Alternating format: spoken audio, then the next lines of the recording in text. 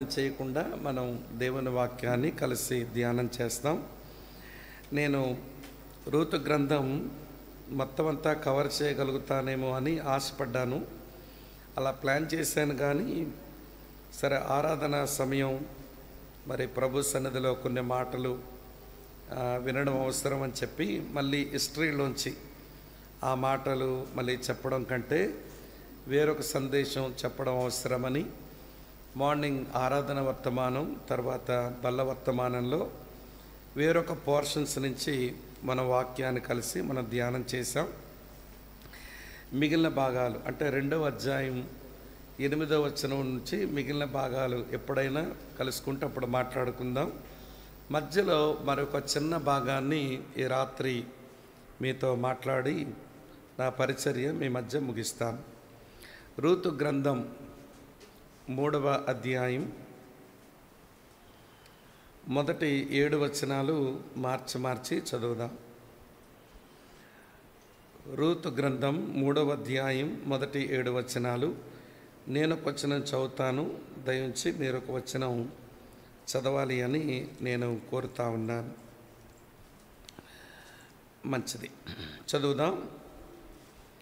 ఆమె అత్త అయిన నయోమి, నా కుమారి, నీకు మేలు కలుగునట్లు నేను నీ కొరకు విశ్రాంతి విచారింపవలసిన దానను కదా.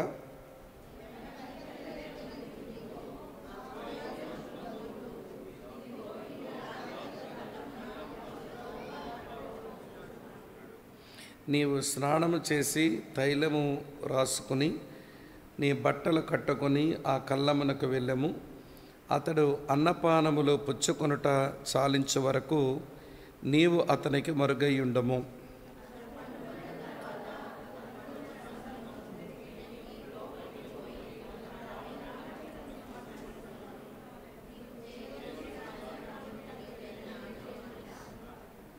ఆమె నీవు సెలవిచ్చినదంతయు చేసేదనని చెప్పి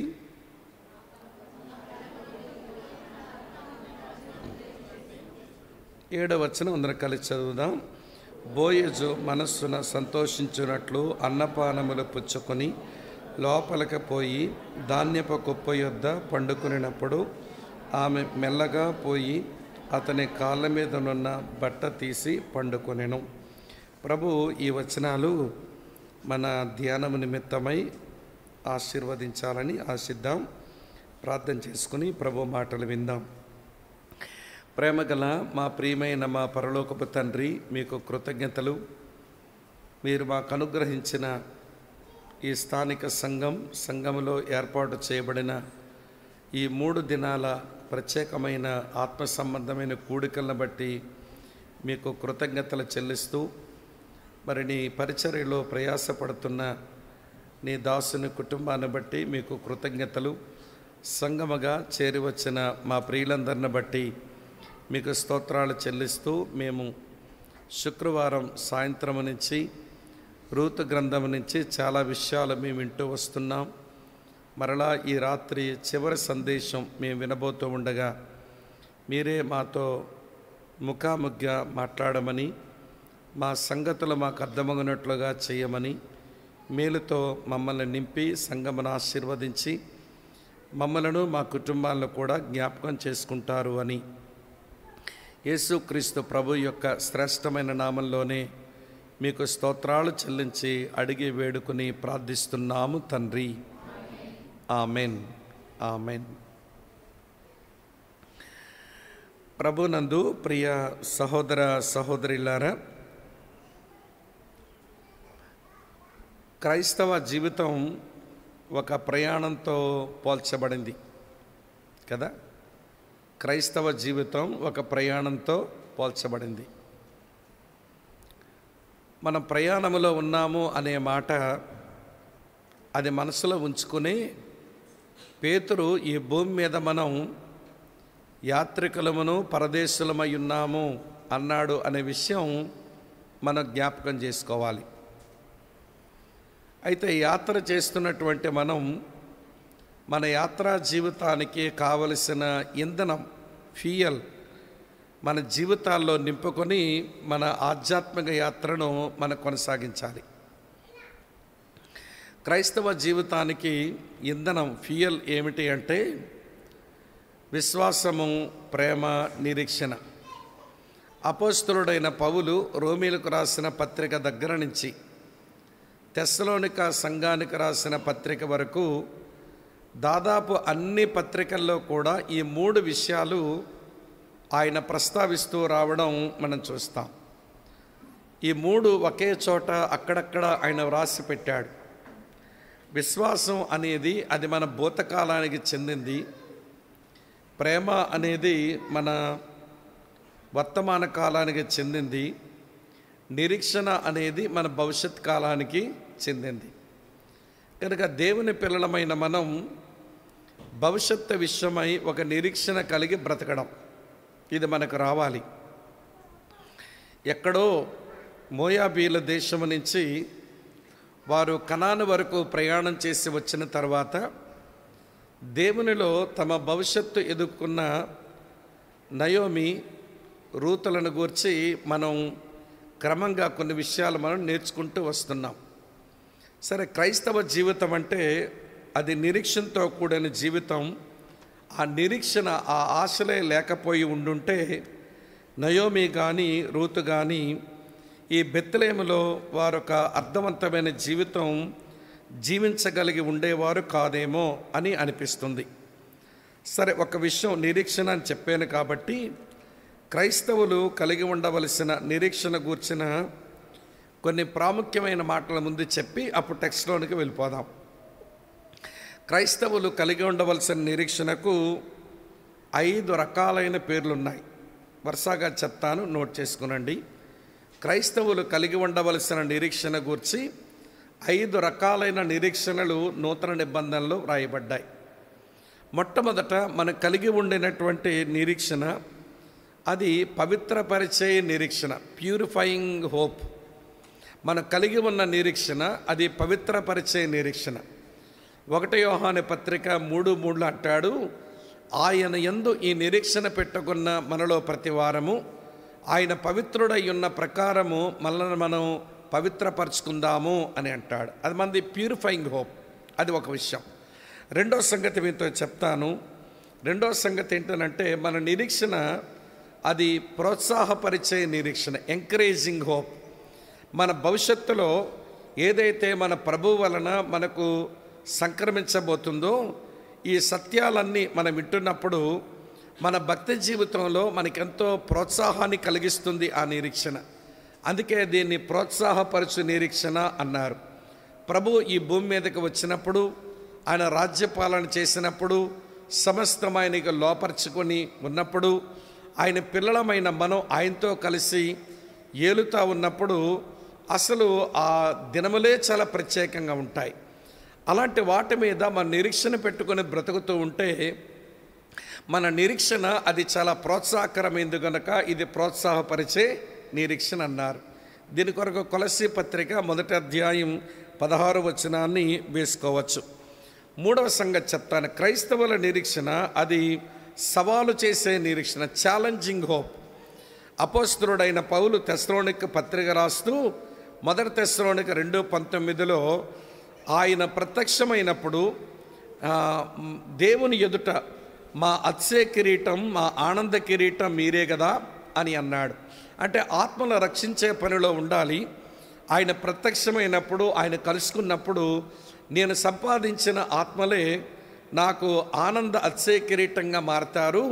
కనుక ఆ రోజు ప్రభు దగ్గర కిరీటం సంపాదించుకోవాలి అంటే నేను ఆత్మలు సంపాదించాలి, అనేకుల ఆత్మలు సంపాదించే పనిలో పెట్టాలని మనం సవాలు చేయబడతాం. అందుకనే క్రైస్తవ నిరీక్షణ అది సవాలు చేయ నిరీక్షణ అన్నారు. ఇది 3వ సంగతి. వింటున్నారా లేదా మీరు? మొదటిది అంటే పవిత్రపరచుకునే నిరీక్షణ, రెండవది ప్రోత్సాహపరిచే నిరీక్షణ, మూడవది సవాలు చేసే నిరీక్షణ, నాలుగవది ఏంటంటే ఇది సమైక్యపరిచే నిరీక్షణ, యూనిఫైయింగ్ హోప్ అని అంటారు. ఇది మనల్ని సమైక్యపరుస్తుంది. ఆయన వచ్చేసరికి మనమంతా ఒక కుటుంబంగా ఆయన యొద్దకు మనం చేరుకుంటాం కాబట్టి ఇది సమైక్యపరిచేటువంటి నిరీక్షణ. ఆ రోజున మనం ప్రభు యొక్క రాజ్యములో అందరము ఒక పెద్ద కుటుంబంగా ఉండేదానికి భూమి మీద మన సంఘాలలో మనం చిన్న పుట్ట కుటుంబంగా మనం కలిసి బ్రతకడం ఇది మనకు రావాలి. కనుక అట్లా మనం సమైక్యపరచబడుతూ ఎదురు చూడాలి, ఆ నిరీక్షణలో ఉండాలని చెప్పడానికి మొదటి తెస్సలోనిక పత్రిక 3వ అధ్యాయం 12-13 వచనాల్లో భక్తుడు ఆ సత్యాన్ని చెబుతాడన్నట్టు. ఎన్నొచ్చాయి ఇప్పుడు మనకు? 4 వచ్చినాయి. 5వ సంగతి చెప్తాను. 5వ సంగతి ఏంటంటే క్రైస్తవుడు కలిగి ఉన్న నిరీక్షణ కంఫర్టింగ్ హోప్, అది ఆదరించుకునేటువంటి నిరీక్షణ.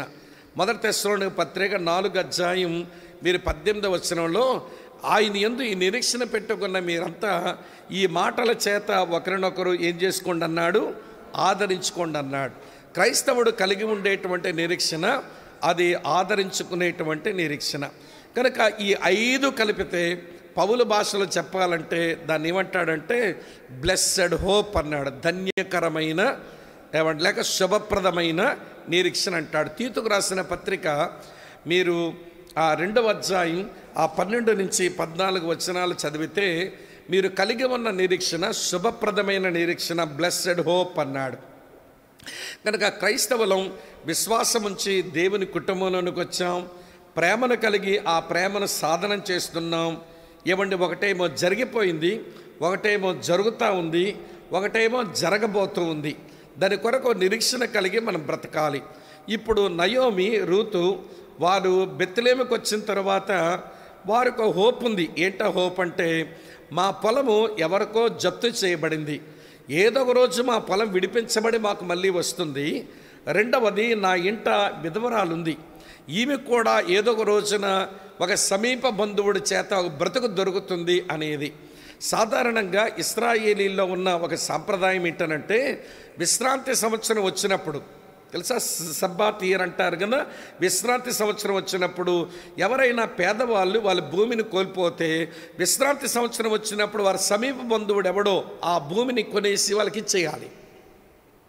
అలాగని ఎవరైనా ఇళ్లల్లో విధవరాళ్ళు ఉంటే ఇవ్వండి, లెవరెట్ మ్యారేజెస్ అంటారు. లెవరెట్ అంటే భర్త తరువాత వాడు ఆ భర్త చనిపోతే ఆ భార్యకు బ్రతుకునివ్వాలన్నమాట.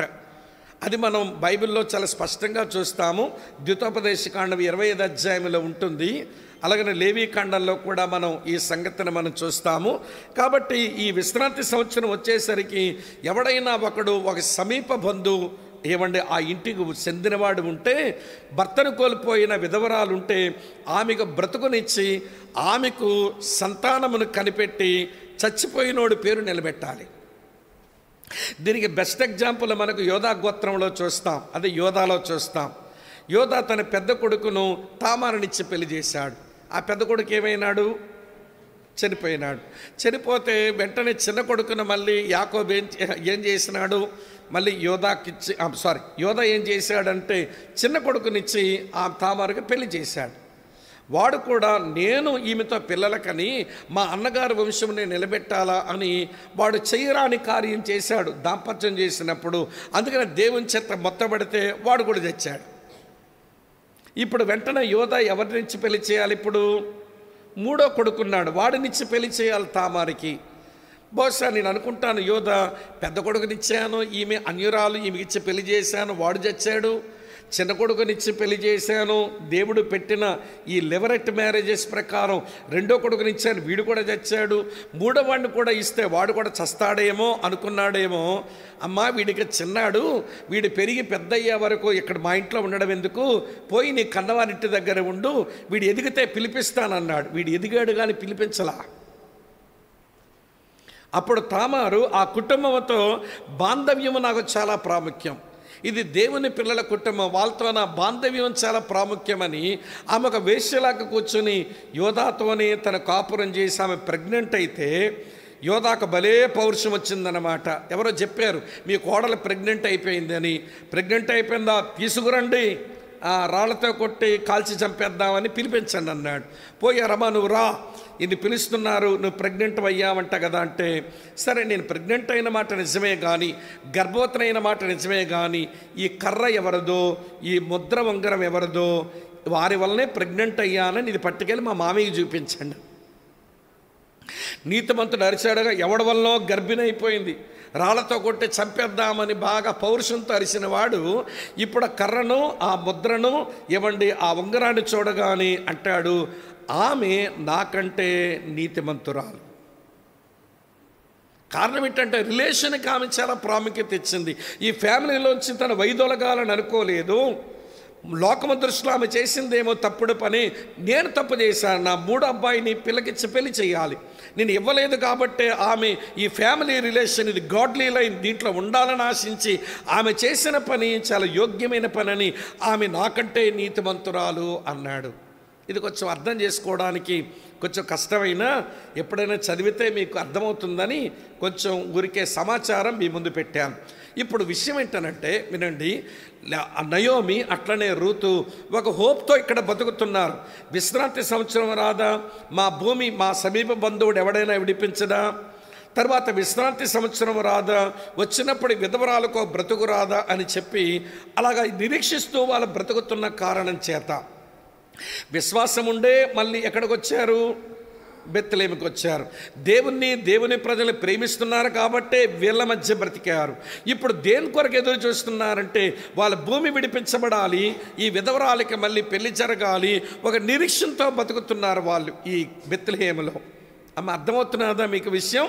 కనుక వినండి, అలా బ్రతుకుతున్న వాళ్ళిద్దరి విషయాన్ని మనం దృష్టిలో పెట్టుకొని మనం చదివినటువంటి 7 వచనాల నుంచి 3 సంగతులు మీతో చెప్తాను, సులువుగా జ్ఞాపకం ఉంటాయి.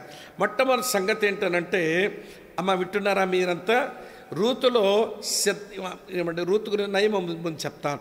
నయోమిలో సంకల్పాన్ని మనం చూద్దాం. నయోమిలో ఒక సంకల్పం ఉంది, అదేంటో చెప్తాను. Purpose in Naomi. ఏమంటే నయోమిలో మన సంకల్పం ఏంటో చెప్తాను ముందు, అది కొంచెం వివరిస్తాను. రెండవ సంగతి ఏంటనంటే వినండి, ఏమండి రూతులో సిద్ధపాటుని మీకు చూపిస్తాను. Preparation in Ruth. ఏమండి రూతులో ఒక సిద్ధపాటుని మీకు చూపిస్తాను. మూడో విషయం ఏంటనంటే బోయాజు వచ్చిన స్థలమును గురించి చెప్తాను మీకు, ద ప్లేస్ ఆఫ్ బోయస్. అది చెప్పి నేను ముగించా. 3 విషయాలండి. అమ్మ వింటున్నారా? ఏంటది? సంకల్పం, సిద్ధపాటు, తర్వాత స్థలం, అంతే. సంకల్పం, సిద్ధపాటు, స్థలం. సంకల్పం ఎవరిది? నయోమి. ఓకే. ఏమండి సిద్ధపాటు ఎవరిది? రూతుది. స్థలం ఎవరిది? బోయిస్ది. ఈ 3 అర్థం చేసుకుంటే ఒక ప్రాముఖ్యమైన సందేశాన్ని మనం ఈ రాత్రి సంపాదించుకోవచ్చు అన్నమాట. రండి, మొట్టమొదటి విషయాన్ని మనం ఆలోచిస్తాము. నయోమిలో ఒక సంకల్పం ఉంది. ఆ సంకల్పం ఏంటో చదువుతాను వినండి. 3వ అధ్యాయం 1వ వచనం. ఆమె అత్తయిన నయోమి, నా కుమారి, నీకు మేలు కలుగునట్లు నేను నీ కొరకు విశ్రాంతి విచారింపవలసిన దాన కదా అంది. వింటున్నారా ఈ మాట? నేను నీ కొరకు విశ్రాంతి విచారింపవలసిన దానన కదా అంది. ఇది నయోమిలో ఉన్నటువంటి ఒక గొప్ప సంకల్పం. వినండి, ఈ సంకల్పాన్ని గురించి నేను కొన్ని ఐడియాస్ చెప్తాను. ఈ సంకల్పాన్ని ఏమి సంకల్పం అనుకోవచ్చును అది నేను మీకు జ్ఞాపకం చేస్తాను, బాగా వినండి. ఇప్పుడు మొట్టమొదటి మాట ఏంటనంటే ఇది నేచురల్ పర్పస్, ఇది సహజ సంకల్పమే. ఎందుకు ఇది సహజ సంకల్పం అని అనవలసి వచ్చిందంటే వినండి ప్రియమిత్రులారా, ఒక పురుషునికి వివాహం చెయ్యాలి, వివాహమైన తర్వాత ఈ పురుషుడు తండ్రి అవ్వాలి. అలాగని ఒక స్త్రీ ఉండిపోతే ఆమెకు వివాహం జరగాలి. వివాహం జరిగిన తర్వాత ఆమె ఎవరి గర్భిణై ఓ తల్లిగా మారాలి. వినండి, వయసులో పెద్దయినటువంటి వాళ్ళు లేక తండ్రులైన వారు, తల్లులైన వారు దాని వెనకాల ఉన్నటువంటి పిల్లలకు ఇది జరగాలి అని ఆలోచించడంలో ఇది సహజ సంకల్పమే. దీని గురించి పెద్ద వింతపోకడగా పోనక్కర్లేదు. ఇప్పుడు నయోమి వయసు ముద్రినటువంటి ముసలదయ్యింది. ఇప్పుడు రూతు తన ఇంట్లో విధవరాలుగా ఉంది. ఇప్పుడు ఈమెకు పెండ్లై ఈమె బిడ్డను కనాలి. అలాంటి జరిగితే ఆమెకు విశ్రాంతి దొరికినట్లే. ఇక్కడ విశ్రాంతి అనే మాటకు 2 అర్థాలు ఉంటాయి. ఒకటేంటనంటే స్టేటస్ కల్పించడం. ఏం కల్పించడం అమ్మా? ఒక స్థానం కల్పించడం. పిల్ల అయితే ఏమైంది, ఒక ఇంటికి ఒక ఆయనకి భార్య అవుతుంది. భార్య అయితే వాళ్ళు కాపురం చేసే తర్వాత ఏమవుతుంది, ఆమె ఒక తల్లి అవుతుంది. అంటే ఇప్పుడు నయోమి ఇలా అంటుంది, నీకు విశ్రాంతిని గురించి ఆలోచించవలసిన దానను కదా. అంటే అర్థం ఏంటో తెలుసా, నీకు ఒక స్టేటస్ ఇవ్వవలసిన దానను కదా, వయసులో పెద్దదాన్ని, నీ క్షేమాన్ని ఆలోచిస్తున్న దాన్ని. కాబట్టి వినండి ప్రియమైన స్నేహితులారా, నీ విశ్రాంతి గురించి ఆలోచిస్తున్నానమ్మా అంది. రెండో విషయం చెప్తాను వినండి. రెండో విషయం, నీకు విశ్రాంతిని విచారించవలసిన దానను కదా అంటే రెండో అర్థం, నీ సెక్యూరిటీ కొరకు ఆలోచించవలసిన దానను కదా అని కోరుతుందన్నమాట. ఆడపిల్లకు భద్రత ఎక్కడ ఉంది, ఆడపిల్లకు సెక్యూరిటీ ఎక్కడ ఉంటుంది? తన భర్తతో తాను జీవిస్తే చాలా భద్రత కలిగిన జీవితం. భర్తకు దూరం అయిపోతే అది భద్రత లేని జీవితం అవుతుంది. సో స్టేటస్ని కలిగించాలి, నీకు సెక్యూరిటీ కలిగించాలి. దాని కొరకు ఒక వ్యక్తితో నీకు పెళ్ళయ్యేలా చూడాలి. తర్వాత నువ్వు పిల్లలకనే తల్లిగా నేను చూడాలి. కనుక నీ కొరకు నేను ఒక విశ్రాంతిని విచారించవలసిన దానను కదా అంటుంది. ఇప్పుడు అడుగుతాను, చెప్పండి ఒక విషయం. ఆదాము పెళ్ళి కావాలని ఆదాము ఏమని అడిగాడా? కుక్క పిల్లలు పిల్లకండి, చుచ్చు నోటితో చెప్పండి, అడగలేదు. సరే, ఇప్పుడు ఇస్సాకుకు పెళ్లి కావాలని అబ్రాహాముకి ఇస్సాకు ఏమైనా అడిగాడా? ఇవ్వండి. దేవుడు ఒక మంచి తండ్రిగా, అబ్రాహాము ఒక మంచి తండ్రిగా వివాహము, వారి కుటుంబ జీవితాన్ని గురించి ఇవ్వండి. పెద్ద వయసు ఉన్నటువంటి అబ్రాహాము ఆలోచించాడు, తండ్రి లాంటి వాడైన దేవుడు ఆలోచించాడు. ఇప్పుడు ఈ విషయం ఇక్కడ కూర్చున్న వాళ్ళు ఎవరైనా పెద్దలుంటే, తండ్రి వయసు తల్లి వయసు వచ్చిన వాళ్ళు, తాత వయసు అవ్వ వయసు వచ్చినటువంటి వాళ్ళు, మీరు మీ పిల్లల యొక్క ఏమని వింటున్నారా, మీరు మీ పిల్లల యొక్క విశ్రాంతిని ఆలోచించవలసిన వాళ్ళు. వారికి స్టేటస్ కల్పించడానికి ఆలోచించండి, వాళ్ళకు సెక్యూరిటీ కలగడం కొరకు ఆలోచించండి. దాని కొరకు ప్రార్థన చేస్తారో, తర్వాత వారి కొరకు సలహా పరిచర్య చేస్తారో, వారికి జీవిత భాగస్వామి కొరకు అన్వేషణ చేస్తారు. ఈ మూడు పనులు చేయాలి, ఈ మూడు పనులు చేయాలి. పిల్లలు కలిగిన తల్లిదండ్రులు మీ పిల్లల కొరకు విశ్రాంతిని ఆలోచించవలసిన వారు అనే బాధ్యత మీ మీద ఉంది కనుక మీరు చేయాల్సిన పని ఏమిటి అంటే, వారి జీవిత భాగస్వామి కొరకు ప్రార్థించాలి. మీకు విషయం చెప్పిన, ఆడపిల్లలు కలిగిన తల్లిదండ్రులు మీ పిల్లలు టీనేజ్కి వచ్చినప్పుడే వాళ్ళ లైఫ్ పార్ట్నర్ కొరకు ప్రార్థించడం మొదలుపెట్టాలి. వాళ్ళు టీనేజ్కి వచ్చి 2-3 సంవత్సరాలు దాటగానే వాళ్ళ వివాహ జీవితాన్ని గురించి అవగాహన కలగడానికి, వారు దేవుని చిత్తం చేయడానికి వారి సలహా పరిచర్య చేయాలి. టీనేజ్ దాటిన తర్వాత స్టడీస్ ముగించబడుతున్నాయి అనుకున్నప్పుడు వారి వివాహం కొరకు అన్వేషించడం మొదలుపెట్టాలి. ఈ మూడు పనులు నువ్వు చేయకపోతే, ప్రార్థించడం, సలహా చెప్పడం అండ్ అన్వేషించడం, ఈ మూడు పనులు చేయలేదు నీ పిల్లల కొరకంటే నీ పిల్లల విశ్రాంతి కొరకు నువ్వు ఆలోచించని మనిషివి అని నేను పరిగణించాల్సి ఉంటుంది. అమ్మా, వింటున్నారా ఈ మాట? అర్థమవుతుందా? కొంతమంది తల్లిదండ్రులు ఈ విషయంలో బాధ్యత కలిగి ఉంటారు కానీ కొంతమంది తల్లిదండ్రులు పాపం ఇది బాధ్యత ఉంది అనే విషయం మర్చిపోయి సడన్గా పెళ్లి చేస్తారు. ఎవడి తర్వాత ఏవో ఇబ్బందులు వస్తాయి, మళ్ళీ ఆడవాల్సి వస్తుంది.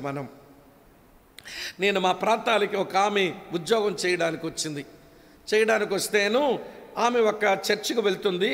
ఆ చర్చ్ గాడ్ సర్వెంట్ మా బాగా పరిచయం కనుక, తమ్ముడు ఈ పాప పెళ్లి విషయమై ఆలోచించాలి తమ్ముడు, మీరు ప్రేయర్ చేసి ఏదైనా చూడండి చెయ్యండి అని అంటేను మా దగ్గర ఒక ఆయన నాకు దొరికితే, సరే మొత్తాన్ని వీళ్ళిద్దరికీ బాగుంటుందని ప్రార్థన చేసుకుని మీరు ప్రేయర్ చేసుకోండి అని చెప్పి మొత్తానికి వాళ్ళ పెళ్లి ఖాయం చేసిన తర్వాత, మరి వీళ్ళిద్దరైతే ఇష్టపడ్డారు, దేవుని చిత్తం అన్నారు. మరి పెళ్లి ఎట్లా జరుగుద్ది? మరి పెళ్లి జరిగినప్పుడు ఖర్చులు ఏవో ఉంటాయి కదా, అవసరాలు భోజనాలు పెట్టుకోవాలిగా. మరి ఏంటమ్మా అంటే, అన్నయ్య నా దగ్గర ఏమీ డబ్బులు లేవు. సరే, అబ్బాయి దగ్గర ఏవో ఉన్నాయి, నా సంగతి నేను చూసుకుంటానన్నాడు. ఈ అమ్మాయి దగ్గర ఏమి లేవంటుంది. మరి ఎక్కడి నుంచో ప్రకాశం జిల్లా నుంచి వచ్చి ఇక్కడ ఇంతకాలం ఉద్యోగం చేసుకుని డబ్బులను ఏం చేసావమ్మా అంటే, హౌస్ రెంట్కి నేను తినడానికి కొంచెం డబ్బులు ఉంచుకొని మొత్తం అన్నీ నేను పంపించానన్నయ్య, చేరాలా డాడీ వాళ్ళకే, అందుకే నా దగ్గర ఏమీ లేదు, నా పెళ్లి ఖర్చులు డాడీ ఏదైనా చేస్తారేమో అడగాలి అంది. పోనీ అడుగు అన్నారు. అన్నయ్య చెప్పండి, మీరు అడగమని చెప్పండి, నేను చెప్పడం ఏంటి? అమ్మాయి తరపు సేవకుడు ఆయన, అబ్బాయి వైపు నుంచి నేను, మీరు చెప్పండి అన్నంటే సరే చెప్తానని చెప్పాడు. వాళ్ళ నాన్నగారు చెబితే, నీ పెళ్లి గోళ నా దగ్గర ఎత్తొద్దు అన్నాడంట. సరే, ఆ కొద్ది రోజుల్లో నేను చీరాలు వెళ్ళవలసి వస్తేను, తమ్ముడు మీరు ఎట్లా చీరాలు మీటింగ్స్కి వెళ్తున్నారు కదా, వీళ్ళ ఇంటికి వెళ్ళి కొంచెం పేరెంట్స్తో మాట్లాడండి తమ్ముడు అని చెప్తే నేను పనిగొట్టుకొని వాళ్ళ ఇంటికి వెళ్ళానండి. ఆయనేమో సబ్ రిజిస్ట్రార్గా పనిచేసి రిటైర్ అయినాడు అంకుల్ గారు. ఆంటీ ఏమో అడ్మినిస్ట్రేటర్గా పనిచేసి రిటైర్ అయ్యింది. సరే, మంచి ఇల్లు బాగానే ఉంది. సరే, నేను వాళ్ళ ఇంటికి వెళ్ళి, అంకుల్ మరి ఇట్లా మీ పాప విషయమై మేము పెళ్లి కొరకు అన్ని ఏర్పాట్లు చేశాము, మంచి సూటబుల్ మ్యాచ్ దొరికింది, మంచి బిలీవర్, దేవుని కొరకు బ్రతికే మనసున్నవాడు, మీ అమ్మాయికి అబ్బాయి నచ్చాడు, అమ్మాయి కూడా అబ్బాయికి నచ్చింది, మేము అన్ని ఏర్పాట్లు చేస్తున్నాం, మీరు రావాలి, మరి పెళ్లి చేయాలి, మరి ఏదో ఖర్చులు ఉంటాయంట కదా, మరి ఏదో దాని కొరకు ఏమైనా ఆలోచించారంటే దాని పెళ్లి గోల నా ముందు ఎత్తొద్దన్నాడు. అదేంటి అంకుల్ మరి ఎట్లా పెళ్లి చేయరంటే, నేను చేయకుండా ఉండాలని అనుకుంటున్నామయ్యా మేమంటాడు. అదేంటండి మీ పాపకు పెళ్లి చేయని మేము చేయకుండా ఉండాలని అనుకుంటున్నామని అంటున్నాడు. ఏమిట్రా తంట అని నేను ఆలోచిస్తే, వింటున్నారా, ఈ పిల్ల జీతం నుంచి మొత్తం పైసలన్నీ పంపించడం అలవాటైతే అంకుల్ గారు రిటైర్ అయినప్పుడు అప్పులు ఎక్కువ చేశాడు, దానికి పోతున్నాయి డబ్బులు. ఆంటీ గారు కూడా పెద్ద ఏమీ ఇన్కమ్ లేదు. ఇంట్లో ఉన్నారు ఇద్దరు, వారు వచ్చేసి వదిలేశారు ఆంబోతు కోడుల్లాగా. ఏ పని చేయరు కానీ 3 పూటలు వచ్చి దెమ్మకొక్కులాగా మేస్తారు ఇద్దరు అన్నదమ్ములు. ఇప్పుడు డబ్బులు ఎక్కడి నుంచి వస్తున్నాయంటే ఈ పిల్ల దగ్గర నుంచి వచ్చే డబ్బులు మొత్తం ఫ్యామిలీ అంతా ఖర్చు పెట్టుకుంటున్నారు అన్నమాట. పెళ్లి చేస్తే ఇప్పుడు ఏమైపోతుంది, ఇప్పుడు చెప్పరే, డబ్బులు ఆగిపోతాయి. అందుకు మేము పెళ్లి గోలెత్తొద్దు అంటాడు ఆయన. అదేంటి అంకులు అంటే, వినండి ప్రియులారా, ఆయన విడ్డోరని చెప్పనా, వచ్చిన తర్వాత అన్నా మరి ఆయన ఇట్లా అన్నారు, మరి ఏం చేద్దామంటే, తమ్ముడు ఏదో డబ్బులు మీరు నేను కొంచెం వేసేసుకొని చేసేద్దామనంటే నా మట్టుకు నేనే పెట్టాను 20,000 రూపాయలు. ఇది 1998లో, నాకు ఇంక పిల్లలే పుట్టలేదు. ఏమండి ఆ పెళ్ళి తలపెడితే 30,000 రూపాయలు నేనే పెట్టా ఖర్చు. మొత్తాన్ని పెళ్లి చేశాం. నేను విషయం ఎందుకు చెప్తున్నానంటే, చాలామంది ఏమంటే ఇక్కడ చాలామంది పిల్లలు కలిగిన తల్లిదండ్రులమయ్యాము. ఏమండి పేరెంటింగ్ బాగా వచ్చినటువంటి వాళ్ళమైతే వినండి, మన పిల్లలకు విశ్రాంతిని కలుగు చేయవలసిన బాధ్యత మన మీద ఉంది. ప్రార్థిద్దాం, సలహాలు ఇద్దాం, వారి కొరకు మంచి సూటబుల్ మ్యాచ్ని అన్వేషిద్దాం. నాకు నయోమి ఆ అమ్మ ఎందుకు నచ్చిందనంటే, తన కోడలైన రూతు విధవరాలైన నీ కొరకు విశ్రాంతిని నేను ఆలోచించవలసి ఉంది కదమ్మా అంటుంది. ఇది సహజ సంకల్పం, నేచురల్ పర్పస్. సహజంగా ఉండవలసిందే ఎవరికైనా, ఉండకపోతే ఇక కర్మ, దాన్ని మనం ఏం చేయలేం. రెండో సంగతి చెప్తాను వినండి. రెండో సంగతి ఏంటంటే, ఇది లేఖనానుసారమైన సంకల్పం, ఇది స్క్రిప్చురల్ పర్పస్. అసలు నువ్వే విధవరాలివి, నీకే ఆవిడేదో తెచ్చివ్వకపోతే నీ తిండి దొరకదు, నీ గురించి నువ్వు ఆలోచించుకోరాదా, మళ్ళీ ఆవిడ గురించి పెద్ద ఆలోచించడం ఎందుకు? నేను ఇది ఎందుకు స్క్రిప్చురల్ పర్పస్ అన్నానంటే, లేఖనములను ఆధారం చేసుకుని లేఖనానుసారంగా బ్రతుకుతున్న దేవుని పిల్లలు మొదట వాళ్ళు తమ కొరకు ఆలోచించరు, వారు ఇతరుల కొరకు వారు ఆలోచిస్తారు. అది స్క్రిప్చురల్ లైఫ్, అది లేఖనానుసారమైన జీవితం. ముందు నేను కాదు, ముందు ఇతరులు అన్నట్టుగా బ్రతుకుతారు. అలా బ్రతకండి, బ్రతికితేనే బాగుంటారు అని పౌలు ఫిలిప్పీలతో చెప్పాడు. చూపిస్తాను రండి. ఫిలిప్పీలకు రాసిన పత్రిక 2వ అధ్యాయంలో, ఫిలిప్పీలకు రాసిన పత్రిక 2వ అధ్యాయంలో చదవండి. 4వ వచనం ఏమి రాసిందో, మీలో ప్రతివాడును తన సొంత కార్యములను మాత్రమే గాక ఇతరుల కార్యములను కూడా ఏం చేయవలెను, చూడవలెను. దీనికి బెస్ట్ ఎగ్జాంపుల్ ఎవరు అంటే, కొంచెం పక్క కాలంలో చూడండి, 20వ వచనంలో ఉంటుంది ఒక మంచి మాట. మీ క్షేమం విషయమై నిజముగా చింతించువాడు అతని వంటి వాడు ఎవడనూ నా యొద్ద లేడు. నా దగ్గర ఉన్న తిమోతి మీ క్షేమం విషయమై నిజముగా చింతించేవాడు. అందరూ తమ సొంత కార్యాలు చూసుకుంటారు కానీ యేసుక్రీస్తు కార్యాలు చూడరు. ఈయన యేసుక్రీస్తు కార్యాలు చూచేవాడు, మీ క్షేమం విషయమే చింతించేవాడు. లేఖనానుసారమైన జీవితం ఏంటి అనంటే, మన క్షేమాన్ని గురించి మనం ముందు ఆలోచించకుండా సాటి మనిషి యొక్క క్షేమాన్ని ఆలోచించే విధానం, అది లేఖనానుసారమైన జీవితం. ఇప్పుడు నయోమి సంకల్పం అది లేఖనానుసారమైందని ఎందుకన్నానంటే, నువ్వే ముసలిదానివి, నీ గురించి నువ్వు ఆలోచించుకోరాదా, కానీ తన గురించి ఆలోచించడమ్మా అని తన కోడల కొరకు ఆలోచిస్తుంది. చూశారు, అది ఇతరుల కొరకు ఆలోచించేది. ఒక విషయం చెప్తాను వినండి, ఎవరైతే ఇతరుల కొరకు ఆలోచిస్తారో వాళ్ళు ఎప్పుడూ తమ సొంత ఇష్టాలు నెరవేర్చుకోరు. ఒకటి, ఎవరైతే ఇతరుల కొరకు వాళ్ళ క్షేమం కొరకు ఆలోచిస్తారో వారెప్పుడూ తమ సొంత మహిమ కొరకు బ్రతకరు. తమ సొంత ఇష్టాలు నెరవేర్చుకోరు, తమ సొంత మహిమ కొరకు బ్రతకరు. అది లేఖనానుసారమైన జీవితం. క్రైస్తవులమైన మనం ఇలాంటి జీవితానికే మనం పిలువబడ్డాం. ఎందుకంటే మన ప్రభు అట్లనే బ్రతికినాడు. ఒక దైవజనుడు ఏమన్నాడనంటే యేసుక్రీస్తుని గురించి, యేసుక్రీస్తు అంటే ఇంకేమో కాదండి, ఒక మాట అని చెప్పాడు. ఒక మాట ఏంటా మాట అంటే మ్యాన్ ఆఫ్ అదర్స్ అన్నాడంతే. యేసుక్రీస్తు ఎవరు? మ్యాన్ ఆఫ్ అదర్స్, ఇతరుల కొరకైన మనుషుడు ఆయన. అందుకని ఎప్పుడు తన ఇష్టమని ఎప్పుడు నెరవేర్చుకోలేదు ఆయన. యోహాను సువార్త 6:38 అంటాడు, నేను నా ఇష్టము నెరవేర్చుకుంటకు రాలేదు, నన్ను పంపిన వాని చిత్తము నెరవేర్చుటకే నేను పరలోకము నుండి నేను దిగి వచ్చాను. తన సొంత ఇష్టం ఎప్పుడు నెరవేర్చుకోలేదు. ఇతరుల కొరకు ఆలోచించే మనుషులు తమ సొంత ఇష్టాలు నెరవేర్చుకోరు, అలాగనే సొంత మహిమ కొరకు కూడా బ్రతకరు. యేసుప్రభు జీవితం కూడా అట్లనే ఉందండి. యోహాను సువార్త 8:50 అంటాడు, నేను నా మహిమను వెతుకుచూ తిరిగేవాడిని కాదు అంటాడు. తన ఇష్టము నెరవేర్చుకునేవాడు కాదు, తన మహిమ కొరకు బ్రతికేవాడు కాదు. ఎందుకో తెలుసా? అతను దేవుని చిత్త ప్రకారం ఇతరుల క్షేమం కొరకు బ్రతికేవాడు మన ప్రభువైన యేసుక్రీస్తు. అటువంటి ప్రభువుని వెంబడిస్తున్నటువంటి మనం ఇతరుల క్షేమం గురించి మనం ఆలోచించకపోతే లేఖనానుసారమైన సంకల్పంతో బ్రతుకుతున్నట్లు ఏమవుతుంది చెప్పండి? అందుకనేమో యోహాని మాట రాశాడు. 1 యోహాను పత్రిక 4:17 అంటాడు, యేసు భూమి మీద ఎట్టివాడై ఉన్నాడో మనమును ఈ భూమి మీద అట్టివారమై ఉన్నాము. ఆయన ఎట్టివాడో మనం అట్టివారం అవ్వాలి. అంతే క్రిస్టియానిటీ అంటే. ఆయన ఇతరుల క్షేమం ఆలోచించేవాడు, మనం ఇతరుల క్షేమం ఆలోచించే వాళ్ళం కావాలి. ఆయన ఎప్పుడూ తన సొంత ఇష్టం కొరకు బ్రతకలేదు, మన సొంత ఇష్టాల కొరకు మనం బ్రతకూడదు. ఆయన సొంత మహిమ కొరకు జీవించలేదు, మన సొంత మహిమ కొరకు జీవించకూడదు.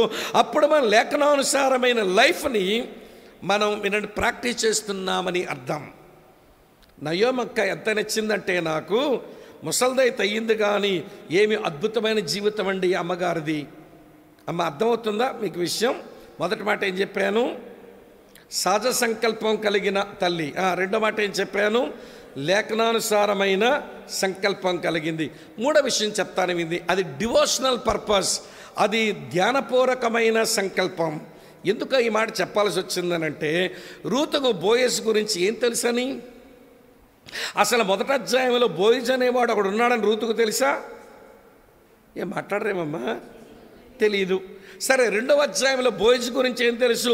ఈ పొలమునకు యజమాని ఏమండి నాకు ఈ పరిగెరుకోవడానికి అవకాశం ఇచ్చాడు, అంతవరకే తెలుసు.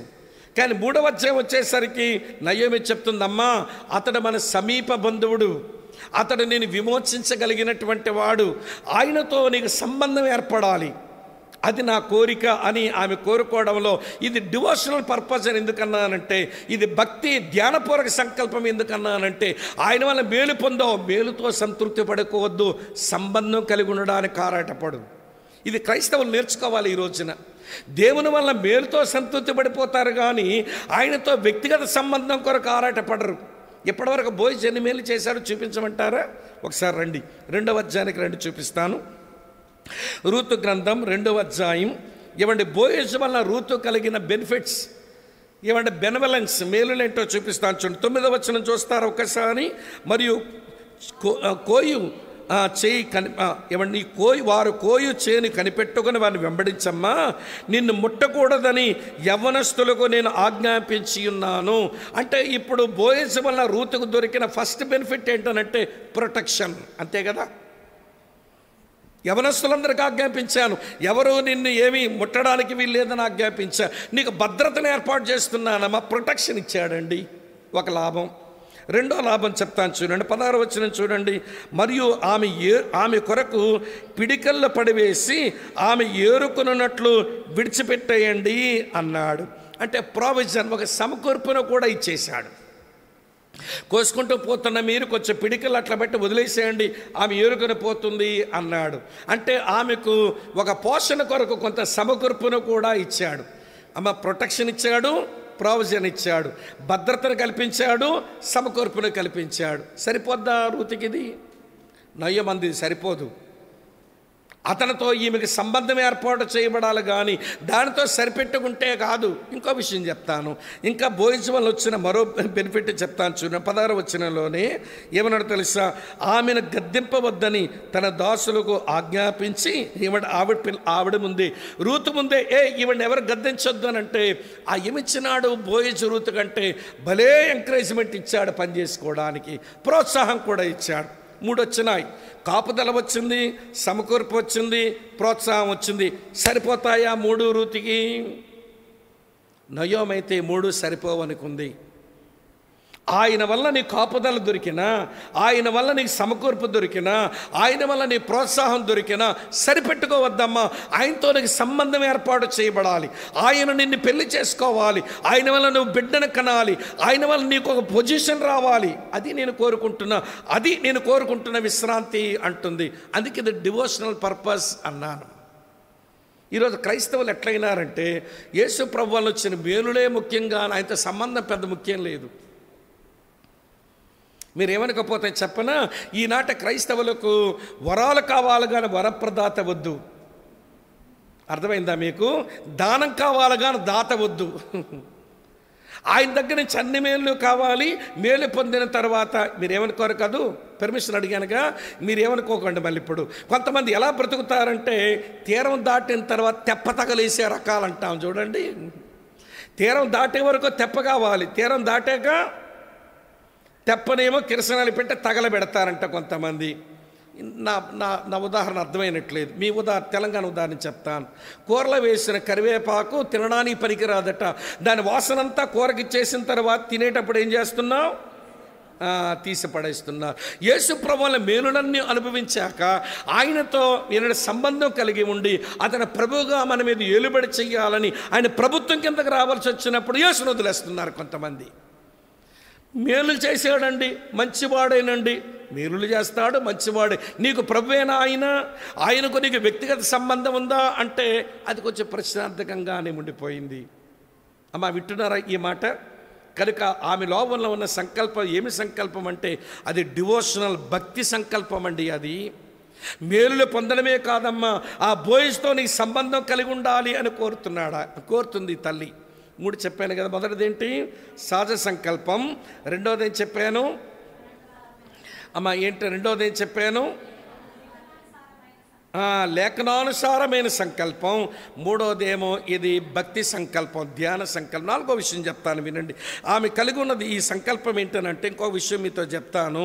ఇదేటో ఎవాంజలికల్ పర్పస్, ఇది సవార్థిక సంకల్పం. సవార్థిక సంకల్పం ఇలా చెప్తాను వినండి. నీ వెనకాల వస్తానత్తమ్మ అంటే ఏమనిది ఈవిడ? చూడండి, 1వ అధ్యాయంలో చదువుతాను 8వ వచనం.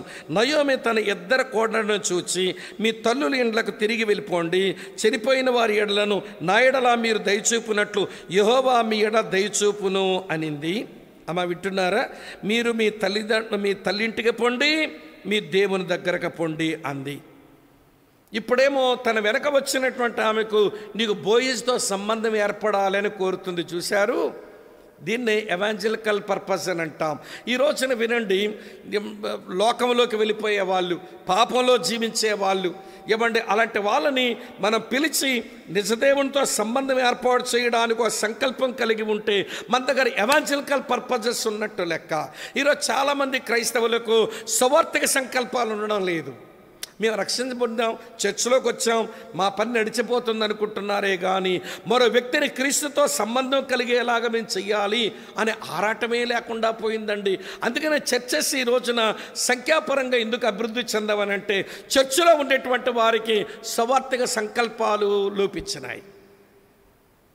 అక్కడికి వెళ్ళిపోమని చెప్పిన ఆవిడే ఇప్పుడు మారేమంటుంది తెలుసా? ఈయనతో నీకు సంబంధం ఏర్పడాలి అని కోరుకుంటుంది. అమ్మ అర్థమవుతుందా? ఈ రోజున వినండి, మనం లోకములో ఉన్నప్పుడు లోక సంబంధమైన వాటిగా పరుగులెత్తున్న మనుషులు మనకు తెలుసు. వాళ్ళని ప్రేమించి వాళ్ళతో మాట్లాడి ఈ నిజదేవుడని యేసుక్రీస్తుతో నువ్వు సంబంధం కలిగి ఉండడం ప్రాముఖ్యం అనే ఆశతో ఆరాటంతోనే వాళ్ళని ప్రభు దగ్గరకు ఆకర్షిస్తున్నామా? అట్లీస్ట్ మన ఫ్యామిలీ మెంబర్స్. కొంతమంది సిస్టర్స్, మీ ఇక్కడ నా సంగతి తెలియదు కానీ మా వైపు అన్న అతగాడు చర్చికి రమ్మంటే రావటం లేదన్నా, నమ్మమంటే నమ్మడం లేదన్నా, అతగాడు కొరకరాని కొయ్యయ్యాడన్నా అంటారు. అవును, వీళ్ళు మగాళ్ళు అలాగే ఉంటారు, కొరకరాని కొయ్యల్లాగే. వాళ్ళు మెత్తబెట్టుకోవడం రావాలిగా నీకైనా.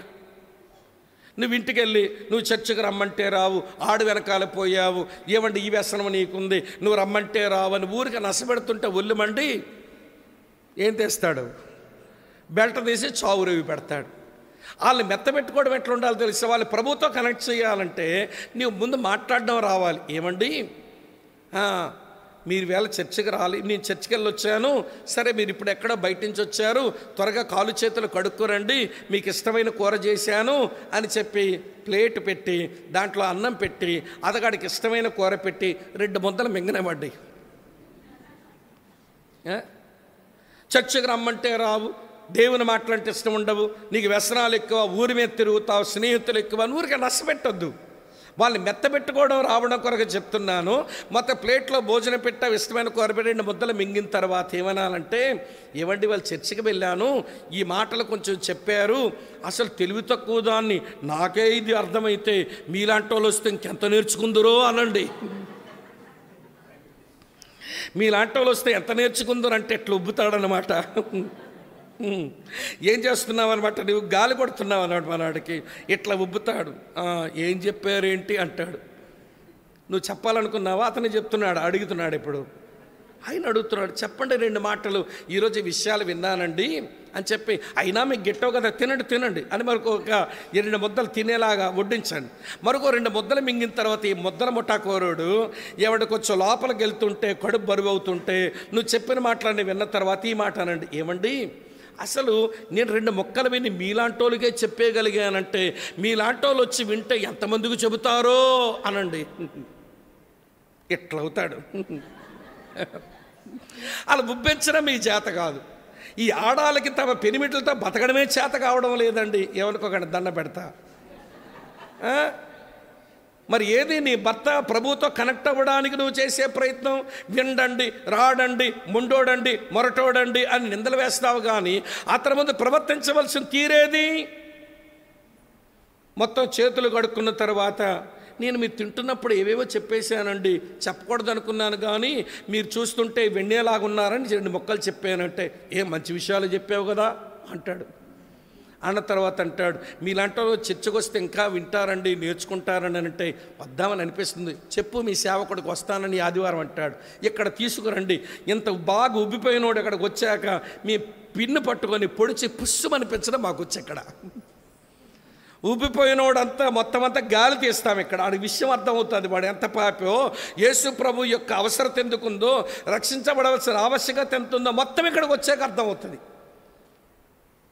మీరండి, ఈ విషయం ఎందుకు చెప్పానంటే, ఇవ్వండి, మనం ప్రేమించే మనుషులు, మన కుటుంబ సభ్యులు ప్రభుత్వం కనెక్ట్ అవ్వడానికి మనం ప్రయత్నం చేయాలి. ఇప్పుడు నయోమి చేస్తున్నది ఏంటో తెలుసా? నాకు ఏమండి, నా శరీర సంబంధమైన ఆలోచన ఏమో మీ తల్లింటికి పొండి, మీ దేవుడి దగ్గరే పొండి అనేసాను, కానీ అమ్మ నువ్వు కనిపెట్టుకొని వచ్చావు కాబట్టి మోయాబు రోడ్లోంచి పొలంలోకి వచ్చావు, ఇప్పుడు నీ విశ్రాంతిని ఆలోచించవలసిన దానిను నువ్వు ఆయనతో నీకు సంబంధం ఏర్పాటు చేయబడాలి. అందుకే దీన్ని ఎవాంజలికల్ పర్పస్ అన్నాం. ఈరోజు చర్చెస్లో ఉన్నటువంటి దేవుని పిల్లలమైన మనకు ఈ స్వార్థక సంకల్పాలు పెరుగుతుంటే, అమ్మ ఆలోచిస్తున్నారా? ఏమంటే చర్చిలో ఉన్నటువంటి వారికి ఈ భక్తిపూర్వకమైన సంకల్పాలు పెరుగుతుంటే, సంఘములో ఉన్నటువంటి వారికి లేఖనానుసారమైన సంకల్పాలు పెరుగుతుంటే, చర్చిల్లో ఉన్నటువంటి మన కుటుంబాల్లో ఉన్న మనకు ఈ సహజ సంకల్పాలు పెరుగుతుంటే, మన పిల్లలు, మన కుటుంబ సభ్యులు విశ్రాంతిని ఆలోచించే వాళ్ళమైతే మన జీవితం అర్థవంతంగానే జీవించినట్టు లెక్క.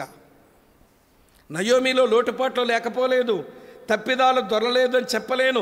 ఎన్ని తప్పిదాలు దొరికినా కానీ ఈ స్థాయికి వచ్చేసరికి ఏమండి, ఆ మహాతల్లికి, ఆ అత్తమ్మకు చేతులెత్తి దండం పెట్టాలేమో అని అనిపిస్తుంది. అమ్మ వింటున్నారా? కొంతమంది అత్తమ్మలను ప్రేమించడం ఈ కోడల పిల్లల చేత కాదు. అత్తమ్మంటే ఎవరు? దేవుని చట్టం ఇచ్చిన అమ్మ. అందుకే ఇంగ్లీష్లో అత్తమ్మని ఏమంటారు బాబు? Mother in law. నీకు జన్మనిచ్చిన అమ్మ మీ అమ్మ, కానీ దేవుని చట్టం ఇచ్చిన అమ్మ మీ అత్తమ్మ.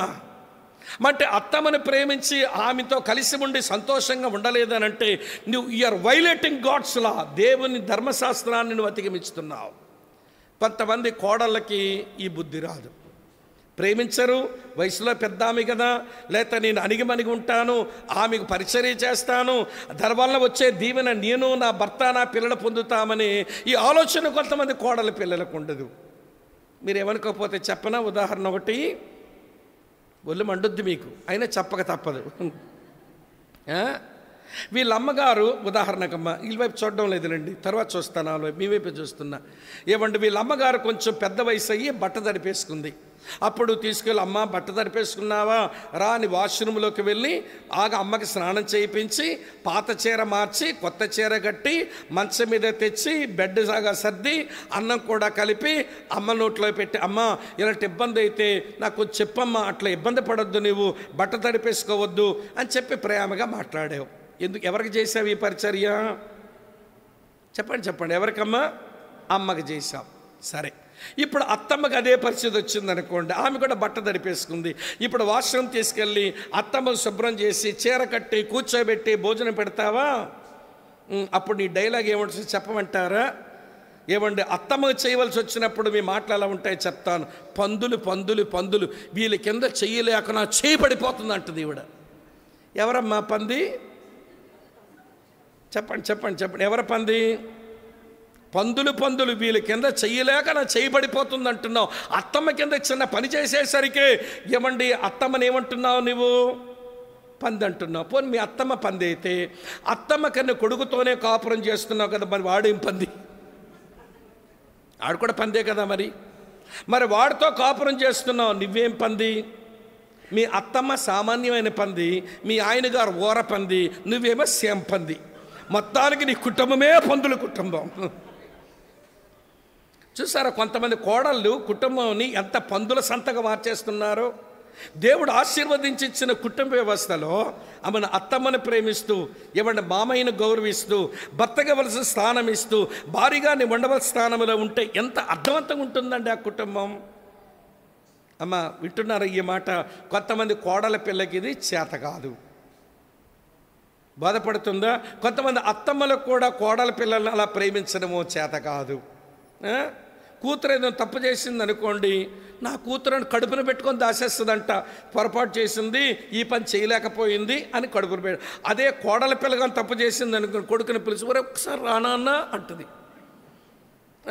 ఈ ముద్దపప్పు గడు వెళ్తాడు అలా అమ్మ దగ్గరికి, వెళ్ళగానే అంటది, మీ ఆవిడ చూడరా టీ ఇచ్చింది కానీ చల్లని టీ ఇచ్చిందిరా, నా గదిని శుభ్రం చేయలేదురా, నా బట్టలు మర్రబెట్టలేదురా, అన్నం పెట్టింది కానీ రాత్రి ఫ్రిడ్జ్లో పెట్టింది, ఆ పాసిపోయిన అన్నం పెట్టిందిరా అని మొత్తం అంతా స్క్రూ బిగిస్తూ ఉంటుంది అన్నమాట.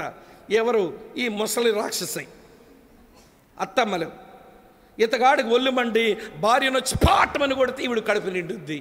ఏం అత్తవే రాక్షసత్తా నీవు? అది ఏమి నైజం? అరే నా కోడలైనా నా కూతురుతో, నా కూతురు కంటే ఎక్కువ నా కోడలు అని నువ్వు చూసుకోవాలి. మా అత్తమ్మ మా అమ్మ కంటే నాకు ఈవిడే ఎక్కువ అని చూసుకోవడం నీకు రావాలి. మీకు విషయం చెప్పనా, ఒక ఆయన మంచి మాట అన్నాడు, మెడికల్ డాక్టర్ అన్నాడు ఈ మాట, లవ్ బిగాట్స్ లవ్ అన్నాడు. ప్రేమను కంటదని తన లైఫ్ ఎక్స్పీరియన్స్ రాశాడు ఒక దగ్గర.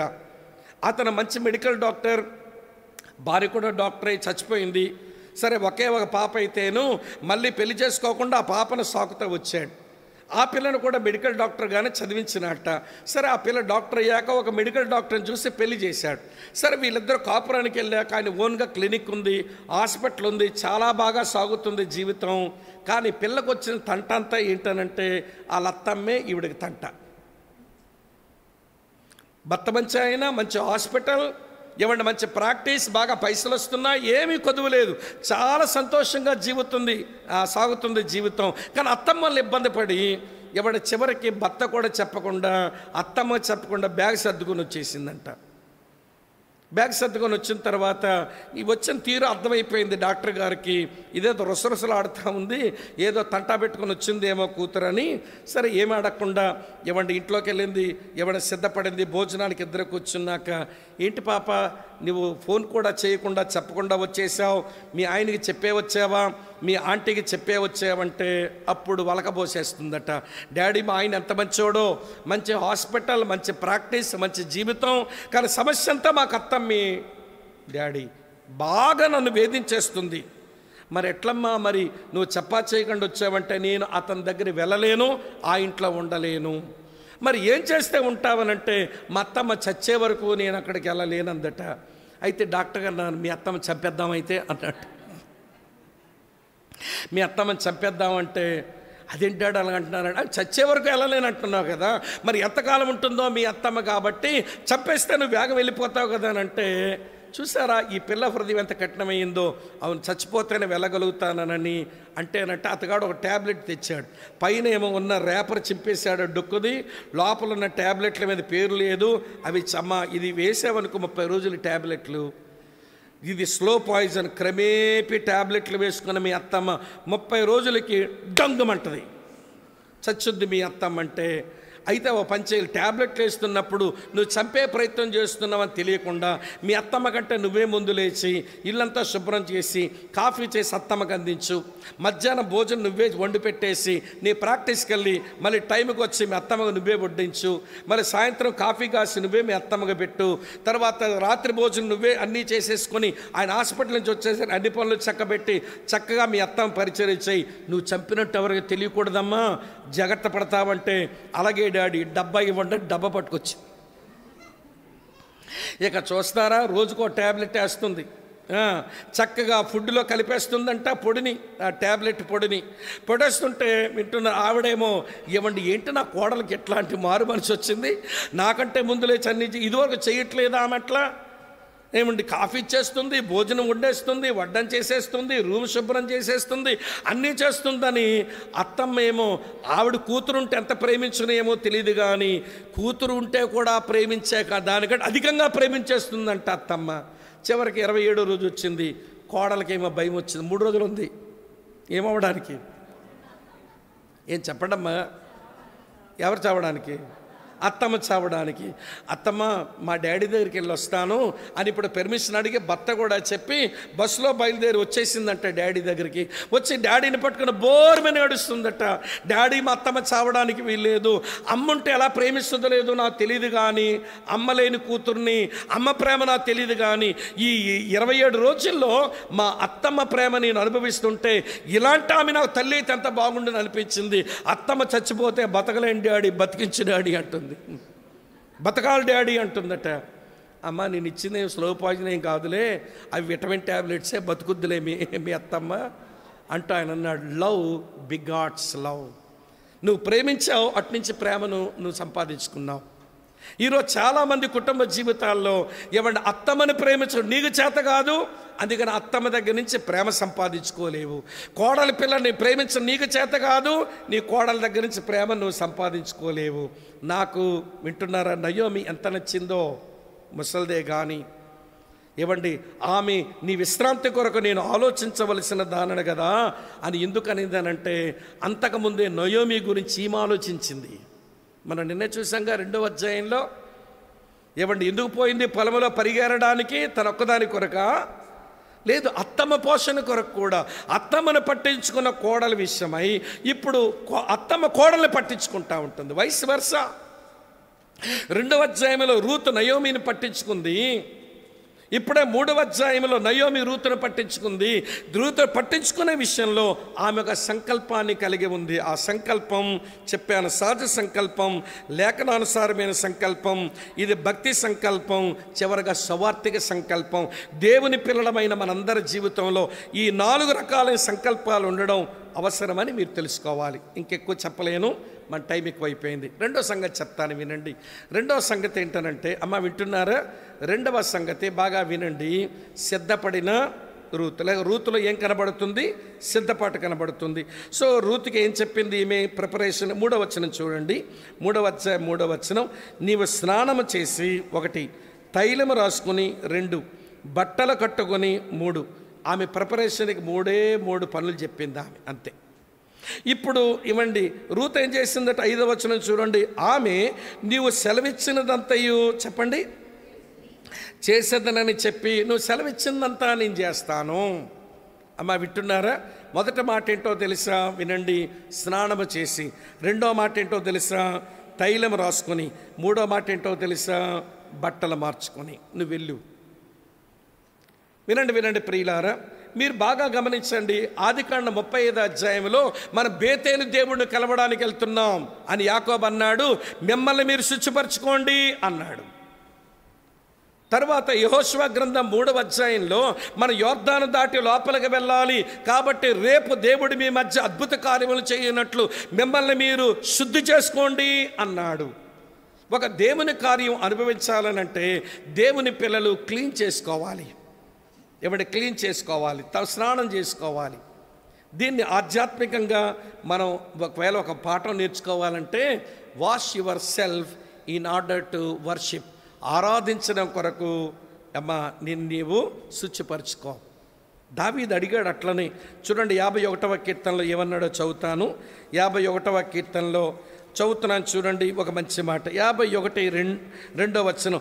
నా దోషం పోవునట్లు నన్ను బాగుగా కడుగుము, నా పాపం పోవునట్లు నన్ను చెప్పండమ్మా పవిత్రపరచుము. కొంచెం పక్క కాలంలో 7వ వచనం చూడండి. నేను పవిత్రుడగునట్లు ఇస్సోపుతో నా పాపం పరిహరించుము, హిమము కంటే నేను తెల్లగా ఉండునట్లు నీవు నన్ను కడుగుము. హిమమే తెల్లగా ఉంటుందిగా, హిమం కంటే తలుపే ఉంది చెప్పండి?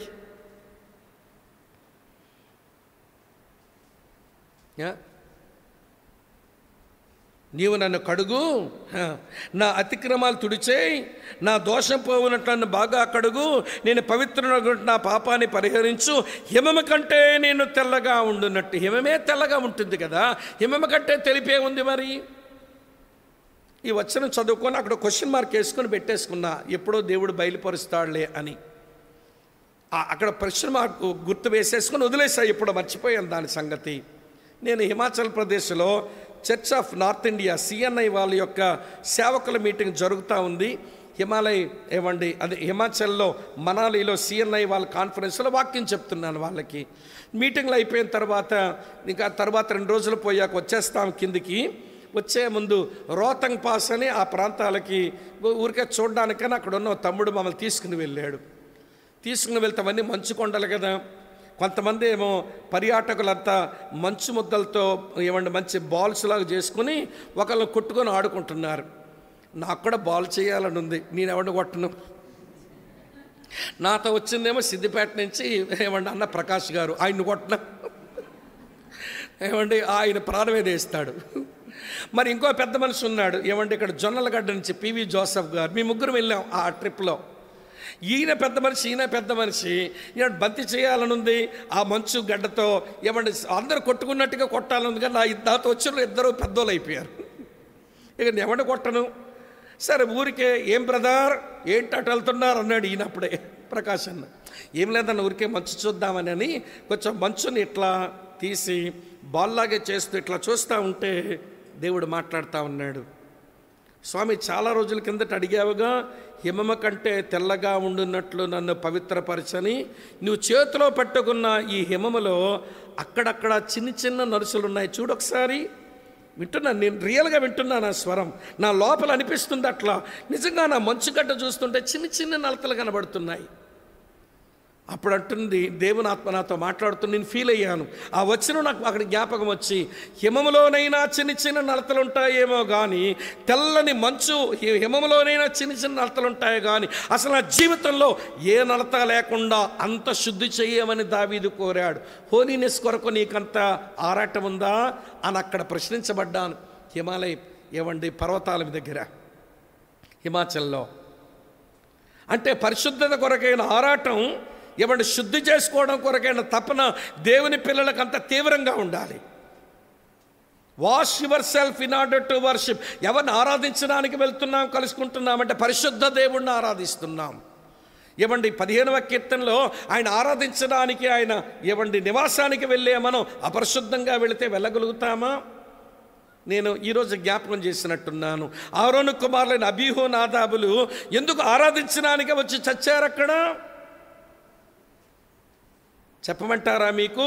వాళ్ళు ఆరాధించడానికే వచ్చి ఎందుకు చనిపోయారంటే వాళ్ళ పరిశుద్ధత విషయమైన సీరియస్నెస్ లేదు. మీకు ఒక విషయం చెప్తాను, వరుసగా రాసుకోండి, వాళ్ళు ఎందుకు చచ్చారో చెప్తాను. నెంబర్ 1 మొట్టమొదటి విషయం ఏంటంటే, ఇప్పుడు వాళ్ళు చావడానికి మొదటి కారణం వాళ్ళ రాంగ్ పీపుల్.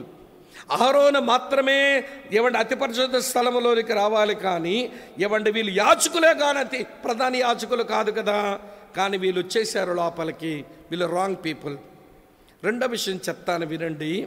ఎవరైనా అతి పరిశుద్ధ స్థలంలో నిబంధన మందసం దగ్గర రావాలనంటే, అమ్మ వింటున్నారా, ప్రాయశ్చిత్తార్థ పండగ రోజునే రావాలి. అప్పుడు ప్రాయశ్చిత్తార్థ పండగ కాదే అంటే రాంగ్ టైంలో వచ్చారు. Wrong people at wrong time. వింటున్నారా లేదా? తర్వాత అక్కడ ఉన్న దోపార్తిని పట్టుకొని వెళ్ళిపోయారు లోపలికి. ఎప్పుడైనా అతి పరిశుద్ధ స్థానంలో దోపార్తిని పట్టుకొని వెళ్ళాలంటే దాన్ని రక్తంతో చిలకరించి దాన్ని పరిశుద్ధపరిచి లోపల తీసుకుని వెళ్ళాలి. మీ నాన్నగారు అహరోను దాని రక్తం చిలికించినాడా వాటి మీద? అది లేదే. మరి అది పట్టుకొని పోయారే. పరిశుద్ధ దేవుణ్ణి ఆరాధించడానికి పోతున్నామని భయం లేదేంటి? అంటే వాళ్ళు దేం పట్టుకుని పోయారంటే విత్ ఏ రాంగ్ ఇన్స్ట్రుమెంట్, తప్పుడు వస్తువుతో పోయారు. Wrong people at wrong time with wrong instrument. 4వ సంగతి చెప్తాను వినండి. అందులో వారు వేసిన అగ్ని కూడా ఏమగ్ని వేశారట? లేవికాండం 10వ అధ్యాయం ఉంటుంది, అన్యాగ్ని వేశారట. రాంగ్ ఫైర్తో వచ్చారు. రాంగ్ ఫైర్తో వచ్చారు. సరే, ఎవడిచ్చాడు మీకు అధికారం? దేవుని వాక్యం ఇచ్చిందా లోపలికి వచ్చే అధికారం? లేక మీ నాన్న అయిన అహరోను ఇచ్చాడా అధికారం? లేకపోతే మోషే ఇచ్చాడా అధికారం? ఎవరిచ్చారు అధికారం అని లోపలికి వచ్చారంటే రాంగ్ అథారిటీతో లోపలికి వచ్చారు. అమ్మ అర్థమవుతుందా? Wrong people at wrong time with wrong instrument with wrong fire with wrong authority. అంటే దేవుని పరిశుద్ధతను సన్మానించడం రాలేదు వీళ్లకు. కనుక పరిశుద్ధ దేవుని ఆరాధించడానికి ఆయన సంధికి వచ్చినప్పుడు వాష్ యువర్ సెల్ఫ్, పరిశుద్ధతను కలిగి ఉండి పరిశుద్ధ అలంకారాలు ధరించుకుని రా అన్న పిలుపు ఉంది బైబిల్లో. ఇప్పుడు చెప్తాను వినండి ప్రియులారా. నయోమి చెప్తుంది, పాప రూతు విను, స్నానం చేసుకో, వాష్ యువర్ సెల్ఫ్ అంది. భోజనం కలుసుకోబోతున్నావు మొదటి మాట. రెండో మాట ఏముందనంటే నూనె రాసుకో అంది. నూనె రాసుకో. ఈ నూనె అనేది పరిమళ తైలం, సువాసన వచ్చేటువంటి ఆయిల్ రాసుకోవాలి. అది కొంచెం ఎదుటి మనిషిగా ఆకర్షణీయంగా ఉంటుంది కనుక నూనె రాసుకోమంది. ఇప్పుడు నూతన నిబంధన క్రైస్తవులంగా ఈ నూనెను దేంతో పోల్చవచ్చునంటే anoint yourself in order to witness. సాక్ష్యం ఇవ్వడం కొరకు ఈ నూనెను రాసుకోలేక అభిషేకాన్ని కలిగి ఉండు. మన అభిషేకం కలిగి ఉన్న వాళ్ళమే, దీన్ని అనుమానించకండి. 1 యోహాను పత్రిక 2వ అధ్యాయం మీరు 22వ వచనం నుంచి 27వ వచనం వరకు చూస్తే మీరు పొందిన అభిషేకం సత్యమే కానీ ఇందులో అబద్ధం లేదు అని అంటాడు. దేనికంటే అభిషేకం? టు నో గాడ్ మొదటి మాట. ఎందుకు ఈ అభిషేకం? To witness for God. దేవుని ఎరగడం కొరకు ఈ అభిషేకం, దేవుని కొరకు సాక్ష్యం ఇవ్వడానికి అభిషేకం. ఆవిడ నూనె రాసుకుంది. దేవుని ఆత్మ అభిషేకంతో మనం దేవుని ఎరుగుతా, దేవుని సాక్ష్యం ఇస్తా మనం బతకడమే అనాయింటింగ్ కలిగి ఉండడం. ఇక్కడ విషయం చెప్పాలి, ఈ మధ్య అనాయింటింగ్ పిచ్చులు కూడా బాగా పెరిగాయి. వింటున్నారా? దేవుని ఆత్మను పొందినప్పుడే మనం దేవుని ఆత్మను పొందాము, దేవుని ఆత్మ లోపల ఉన్నాడనే విషయం ఎరగనోళ్ళు అనాయింటింగ్ కొరకు ఆరాటపడతారు. నువ్వు ఆల్రెడీ అనాయింటెడ్, మళ్ళీ నువ్వు ఏదో అనాయింటింగ్ కొరకు నువ్వు కక్కుర్తపడ్డం ఏంటి? నువ్వేదైనా కక్కుర్తపడితే ఈ అభిషేకం కొరకు కక్కుర్తపడవచ్చు. ఏ అభిషేకం అంటే నీతిమంతుడు కొట్టుట తైలాభిషేకం. ఈ అభిషేకం కొరకు కక్కుర్తపడండి. ఒక నీతిమంతుడు నన్ను కొట్టాలి, నన్ను జీవితాన్ని సరిచెయ్యాలి, అతను నాకు శిల్పిగా ఉండి చెక్కాలి అని ఒక నీతిమంతుని అధికారం కింద ఉండి అతను కొట్టే అభిషేకం పొందంటే ఆ అభిషేకం వద్దంట. మరి ఏ అభిషేకం కావాలి? ఏదో పొందాము, ఏదో వాగుతాము, ఏదో చేస్తాము అని చెప్పి ఏమేమో పిచ్చి పిచ్చి మాలోకాలు చేస్తున్నారు మన వాళ్ళు. ఇలాగంటే మన వాళ్ళకి ఒళ్ళు మండుద్ది అన్నట్టు. సరేండి, వాళ్ళ సంగతి వదిలేసేయండి. Wash your self in order to worship, anoint yourself in order to witness. అయిపోయింది 2. మూడో మాట ఏంటో తెలుసా? బట్టలు మార్చుకో అన్నాడు. అంతవరకు అమ్మా నువ్వు వేసుకున్న వైదవ్య బట్టలు తీసేయి, విడో డ్రెస్ అన్ను కూడా దిక, నువ్వు భోజనం కలుసుకోబోతున్నావు, మనకు దేవుడు అంటే ఏమంటాడో తెలుసా? అపరాధాలతో పాపాల చేత చచ్చి ప్రేత వస్త్రాలతో పట్టుకున్నారు మీరంతా. ఇవ్వండి, తీసేయండి మీ ప్రేత వస్త్రాలు, చచ్చిన బట్టలు తీయండి. తీసిన తర్వాత వినండి, మీరు మీ వరుడు కలుసుకోవడానికి, మీతో పెళ్లి చేసుకోబోయేటువంటి మీ వరుణ్ణి కలుసుకోవడానికి వెళ్ళబోతున్నారు. మీ బ్రైడ్ గ్రూమ్ని కలుసుకోవడానికి వెళ్ళబోతున్నారు. న్యూ డ్రెస్ వేసుకోండి. Clothing in order to walk. ఆయనతో కలిసి నడవడానికి వస్త్రాలు మార్చుకోండి, అంటే మీ ప్రవర్తన మార్చుకోండి. యోధాపత్రిక 24-25 వచనాల్లో మనం చూస్తాము. 23 వచనంలో చూస్తాము. వస్త్రాలు ప్రవర్తనకు రుజువు అని యోధా రాశాడు. కనుక ప్రవర్తన మార్చుకుందాం దేవునితో నడవడానికి. వినండి, ఒక విషయం మీతో చెప్తాను. ఎంత చక్కగా ఉందండి అనుభవం. అత్తమ్మ ఈ 3 పనులు చెబితేను, వింటున్నారా? అత్తమ్మ ఈ 3 పనులు చెప్తేను ఈమె కూడా ఆమె సెలవిచ్చినదంతయు చేసేదనని చెప్పి అదే చేసిందంట. ఆమె అదే చేసిందంట. స్నానం చేసింది, తైలం రాసుకుంది, బట్టలు మార్చుకుంది, ఇలాగ సిద్ధపడింది. ఇదేం మనకు నేర్పించాలంటే వినండి, మన పరలోక బోయసు అమ్మ వింటున్నారా? బెత్లెహేము ఇంట్లో ఉండడు, అక్కడికి వెళ్ళి కలుసుకోవడానికి. లేదా మన దగ్గర పొలంలోకి కూడా రాడు ఎక్కడికి వచ్చి కలుసుకోవడానికి. ఏమండి, ఆయన వచ్చేది కళ్ళంలోకి వస్తాడు, అక్కడ వెళ్ళి కలుసుకోవాలి. అమ్మ బోయజు బెత్లెహేము ఊర్లో ఉండడు, అక్కడ పోయి నువ్వు కలుసుకోనక్కర్లేదు. అలాగని పొలంలోకి వచ్చి ఇక్కడ కలిశాడు. ఇక్కడ పొలంలో ఒకసారి నిన్ను ఇక్కడ వచ్చి ఆయన కలవడు. ఈ రాత్రి నువ్వు కలవలసింది ఎక్కడో తెలుసా? కళ్ళములోకి వస్తాడు. అది ఆయన ఇల్లు కాదు, అది ఆయన సేవాక్షేత్రము కాదు, మధ్యలోకి వస్తాడు. అక్కడ పోయి కలుసుకోవాలి. ఇప్పుడు చెప్తాను వినండి. క్రైస్తవ విశ్వాసులమైన మనం మన పరలోక బోయజు పరలోకం నుంచి ఆయన మధ్యాకాశమునకు రాగా మనం ఈ లోకం నుంచి అక్కడికి పోయి ఆయన కలుసుకోవాలి. 1 తెస్సలోనిక పత్రిక 4వ అధ్యాయం 16-17 వచనాలు అదే రాసి ఉంది. ఆ కళ్ళములో కలుసుకోవాలి. క్రైస్తవులు దాని కొరకే మనం సిద్ధపడుతున్నాం. ఏంటి మన నిరీక్షణ? మన ప్రభు వస్తాడు. క్రైస్తవుడు అంటే యేసు ప్రభు రెండో మారు వస్తున్నాడు అన్న వెలుగులో బ్రతకడమే క్రైస్తవ్యం అండి. అమ్మ వింటున్నారా మీరంతా? ప్రభు అయిన యేసుక్రీస్తు రెండో మారు వస్తున్నాడు అని ప్రియులారా నమ్మి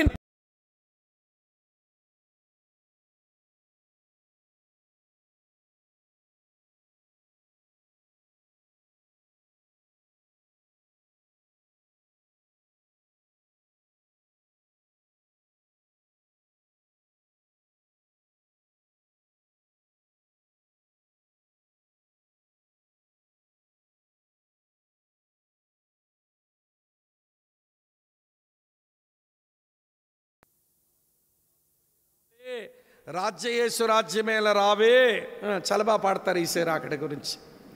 కొంచెం ఎవాంజలికల్ గ్రూప్స్ అంటే వినండి, బ్రదర్ అండ్ బక్సింగ్, మా ఇండిపెండెంట్ ఎవాంజలికల్ ఫెలోషిప్స్, LEF, వీళ్ళ దగ్గర ఏసే రాకడ గురించి పాట ఉంది.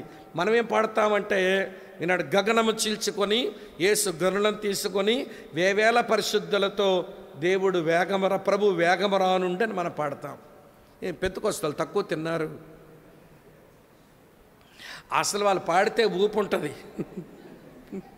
అసలు డ్రమ్ము కొట్టే పాడితే ఊపు వస్తుంది అనమాట. వాళ్ళ పాట ఏంటో తెలుసా? యేసు రాజుగా వచ్చుచున్నాడు. దీనికి డ్రమ్ము తగిలితే ఉంటుంది. భూలోకమంతా తెలుసుకుంటారు. రావి కోటి తేజుడు రమ్యమైన దేవుడు రారాజుగా వచ్చుచున్నాడు. వద్దులండి, పాట అంత వద్దులండి. అక్కడేమో మెయిన్ లైన్ చర్చలు పాడుతున్నారు, ఇక్కడ ఎవాంజలికల్ గ్రూప్స్ పాడుతున్నారు, అక్కడ పెంటెకోస్తల్స్ పాడుతున్నారు. నాకు తెలియక ఒక విషయం అడుగుతాను.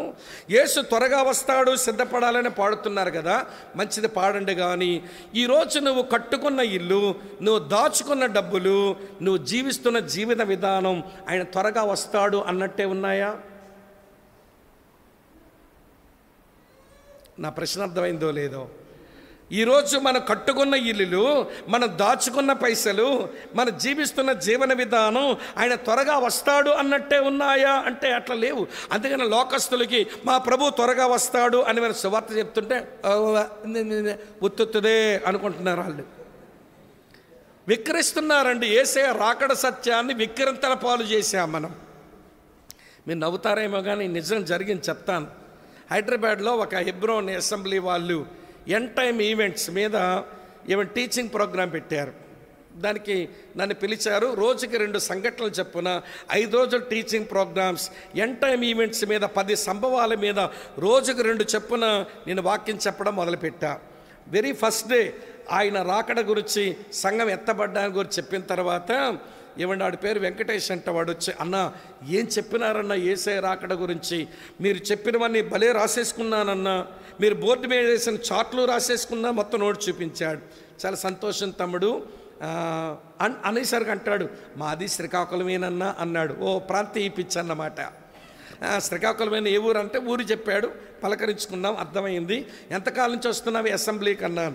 వాడు టైం చెప్పాడు. నమ్మకంగా ప్రభువుని సేవించు తమ్ముడు, ఇదేమంటే భయంతో భక్తితో జీవించు, ఎక్కడో శ్రీకాకుళం జిల్లా నుంచి హైదరాబాద్ వచ్చి బతుకుతున్నావు, జాగ్రత్తగా భక్తి చేసుకో అన్న తర్వాత మాట్లాడడం మొదలుపెట్టాడు. అన్నా మన కాన్వకేషన్కి నువ్వే స్పీకర్గా రావాలన్నా, ఏం చెప్పినామన్నా యేసయ్య రాకడ గురించి నువ్వే రావాలన్నాడు. నేను ఎందుకు వీడికి ఏమర్థమైందో చూద్దాం అనిపించింది నాకే. నేను అన్నాను, తమ్ముడు మళ్ళీ కాన్వకేషన్ ఎందుకు తమ్ముడు, ఆయన వస్తాడు, మనం వెళ్ళిపోవాలి కదా అన్నాను నేను. వాడు అమ్మాయికి అంటాడు, వెళ్ళినోడు వెళ్తాడులే అన్నా, నువ్వు రావాల్సిందే, మీటింగ్ పెట్టాల్సిందే అంటున్నాడు. ఇల్లోడు వెళ్తాడులే అన్నా, నువ్వు రావాల్సిందే, మీటింగులు జరగాల్సిందే అంటున్నాడు. అంటే వీడికి ఎంతసేపు విన్నది నోట్స్ మీద రాసుకుంది, ఏమెక్కింది బుర్రక వీడికి? ఆమె అర్థమైంది నేను చెప్పే విషయం. ఈరోజు క్రైస్తవులు యేసయ్య రాకడ గురించి అలాంటి గ్రహింపుతోనే ఉన్నాం. అందుకే లోకానికి యేసయ్య రాకడ నవ్వులాట అయిపోయింది. వినండి, ఒక విషయం చెప్తాను. యేసు ప్రభు యొక్క రాకడ సత్యం ఎంత గట్టిగా ఎందుకు నమ్మాలో చెప్తాను వినండి. యోహాను సువార్త 14:3 యేసయ్య అన్నాడు, మీ హృదయాలు కలవరపడనీయకండి, నా తండ్రి యందు విశ్వాసం ఉంచారు, నా యందు విశ్వాసం ఉంచండి. మీ స్థలం సిద్ధపరచ వెళ్తున్నాను, స్థలం సిద్ధపరిచిన తర్వాత మళ్ళీ వచ్చి చిరకాలం మీరు నాతో ఉండినట్లు నేను తీసుకుపోతానన్నాడు. దేవుని కుమారుడే నోరారా చెప్పాడు. తర్వాత అపోస్తలుల కార్యం 1:11 దేవుని దూతలు అంటున్నారు, హే గల్లే మనుషులారా, మీరు ఎందుకు అలాగా తేరి చూస్తున్నారు? మీ యొద్ద నుంచి కొనుపోబడి ఈ యేసే ఎలాగ కొనుపోబడుతున్నాడో అలా వస్తాడు అని దేవుని దూతలు చెప్పారు. దేవుని కుమారుడు చెప్పాడు, దేవుని దూతలు చెప్పారు. 1 తెస్సలోనిక పత్రిక 4:16 ఆర్భాటముతోనూ ప్రధాన దూత శబ్దముతోనూ దేవుని కుమారుడు ప్రత్యక్షమవుతాడని ఒక దేవుని సేవకుడు చెప్పాడు. ఏదైనా ఒక విషయం మనం ధృవీకరించడానికి, అమ్మ వింటున్నారా, ఏదైనా ఒక విషయం ధృవీకరించడానికి 2 లేక 3 సాక్షులు అవసరం. యేసయ్య రాకడ సత్యాన్ని గురించి దేవుని కుమారుని సాక్ష్యం, దేవుని దూతల సాక్ష్యం, దేవుని సేవకుని సాక్ష్యం ఉంది. ఈ సత్యాన్ని గట్టిగా నమ్మి బతకడం మన చేత కావాలి. ఇది ఎలా బతకడం చేతనవ్వాలో చెప్తాను వినండి. టైం అయిపోతుంది కానీ చెప్పక తప్పదు. ఓపిక ఉందా? మీ మొక్కలు సొరకాయ మొక్కలు అవుతాయని చూస్తున్నాను ఎవరి పట్ల. సరే, ఆసక్తి ఉంటే ఒక 10 నిమిషాల్లో ముగిస్తాను వినండి. ఓ 3వ పాయింట్ కూడా చెప్పాలిగా. సరే చెప్తానండి వినండి. అమ్మ వింటున్నారా? ఒక చిన్న పిల్లాడు చెరుగొట్టు మీద గాలిపటం ఎగరేసుకుంటున్నట్ట. నీరు చాలా ఎక్కువగా ఉంది చెరువులో. ఆ చెరువు గట్టు మీద వాడు గాలిపటం ఎగరేస్తుంటేను వాళ్ళ తాతయ్య గారు వచ్చి, ఒరే నీరు ఎక్కువగా ఉన్నాయిరా చెరువులో, చెరువు గట్టు దగ్గర ఏం చేస్తున్నావు నువ్వు అన్నాడు. ఈ చిన్నపిల్లాడు అన్నట్ట, గాలిపటం ఎగరేస్తున్నాను తాతయ్య గారు అన్నాడు. గాలిపటం ఎగరేస్తున్నావా? ఏది ఎక్కడా అన్నాడు. ఇతగాడు వయసే ముసలోడు 70-80 సంవత్సరాలు. ఏం కనబడుతుంది? కనబడడం లేదు. ఏదిరా గాలిపటం కనబడటం లేదంటే ఆ పిల్లాడు అన్నాడట, తాతయ్య మీకు అలా కనబడదు కానీ నా చేతిలో దారం ఉంది కదా, దాన్ని ఇట్లా లాగి చూడండి, ఇది గట్టిగా ఉంటే అక్కడ గాలిపటం ఉన్నట్టే, ఈ దారం లూజ్ అయిపోతే అక్కడ గాలిపటం లేనట్టే తాతయ్య అన్నాడట. ఒరే భలే సలహా చెప్పేవని వచ్చి ఆ దారం పట్టుకొని లాగితే ముసలాయన గట్టిగా ఉంది కాబట్టి అక్కడ ఏమున్నట్టు? గాలిపటం ఉన్నట్టు. ఈరోజు యేసు ప్రభు త్వరగా వస్తాడని చెబుతుంటే మేము నమ్మలేకపోతున్నామండి అంటే మనం అనాలి, మా విశ్వాసపు దారం లాగి చూడండి, ఇది గట్టిగా ఉంటే మా యేసయ్య వస్తాడని సత్యం అక్కడుంది. మా దారమే లూజ్ అయిపోతే యేసయ్య వస్తాడని సత్యము లేనట్టే అని చెప్పాల్సిన మనమే. వినండి ప్రియుల, పాడేమో పాడతారు, యేసు రాజుగా వచ్చుచున్నాడు, భూలోకం అంతా తెలుసుకుంటాడు. రాజాది రాజా రావే, రాజులకు రాజువై రావే, గగనము చీల్చుకొని యేసు గనులను తీసుకొని. నేను నా ప్రశ్న ఏంటనంటే, ఆర్ యు రెడీ? ఆయన వస్తాడు, నువ్వు సిద్ధమేనా? నయోమి చెప్తుంది, పాప ఇలా సిద్ధపడు. ఈ రోజున పరిశుద్ధాత్ముడు, దేవుని సేవకులు, దేవుని వాక్యం చెబుతుంది, సిద్ధపడండి. ఆయన ఆరాధించు నిమిత్తం మిమ్మల్ని మీరు పవిత్రపరచుకోండి. ఆయన కూడా సాక్ష్యం ఇవ్వడం కొరకు మిమ్మల్ని మీరు అభిషేకంతో బ్రతకండి. మీరు ఆయనతో కలిసి నడవడం కొరకు మీ ప్రవర్తనలు మార్చుకోండి అని చెబుతుంటే ప్రిపరేషనే లేకపోతే ఇక ఎత్తబడేది ఏమి సంభవం అవుతుంది? అది మనమే ఆలోచించుకోవాలి. రూతులో సిద్ధపాటు చెప్పాను, నయోమిలో సంకల్పం చెప్పాను, మూడోది బోయజ్ యొక్క చోటు చెప్పి ముగించేస్తాను. 2 విషయాలు అక్కడ ఉన్నాయి చూడండి. బోయజ్ చోటు, బోయజ్ దగ్గర రూతు చోటు కూడా ఉంది. 2 చెప్పుకోవాలి మనం. చదువుతాను చూడండి, 4వ వచనంలో ఏమి రాసిందో. అతడు పండుకున్న తరువాత అతడు పండుకున్న స్థలమును గుర్తెరిగి లోపలికి పోయి అతని కాళ్ళ మీద ఉన్న బట్టను తీసి పండుకొనవలను. నువ్వు చేయవలసిన దానిని అతడు నీకు చెప్పడం. ఏం చేయను? అతడు పండుకొనిన స్థలమును గుర్తెరిగి, అమ్మా అతను ఎక్కడ పండుకున్నాడో ఆ స్థలము గుర్తెరుగు, జాగ్రత్తగా గుర్తెరిగి నువ్వు చేయవలసిన పనిటో తెలిసి. 7వ వచనంలో మీరంటే లోపలిగా పోయి ధాన్యపు కుప్ప యొద్ద పండుకున్నప్పుడు ఆమె మెల్లగా పోయి అతని కాళ్ళ మీద ఉన్న బట్ట తీసి పండుకొనెను.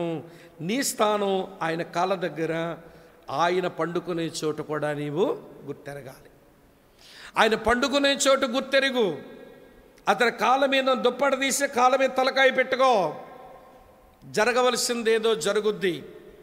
నిరీక్షణతో, విశ్వాసంతో ఈ పని చెయ్యమ్మాయి అని పంపించింది. ఇప్పుడు చెప్తాను వినండి. బోయజ్ యొక్క స్థలమును గుర్తెరగాలి. ఎందుకంటే కళ్ళములో ఎవరెవరో పడుకుంటే ఎవరి దగ్గరకో వీళ్ళు అట్లా అందరూ నీకు సమీప బంధువులు కాదు. బోయజ్ ఒక్కడు మాత్రమే నీకు సమీప బంధువు ఇక్కడ. కనుక ఆయన పండుకున్న చోటును గుర్తెరగాలి. అది మనసులో పెట్టండి. ఈరోజు యేసయ్య చోటు కూడా మనం గుర్తెరగాలి.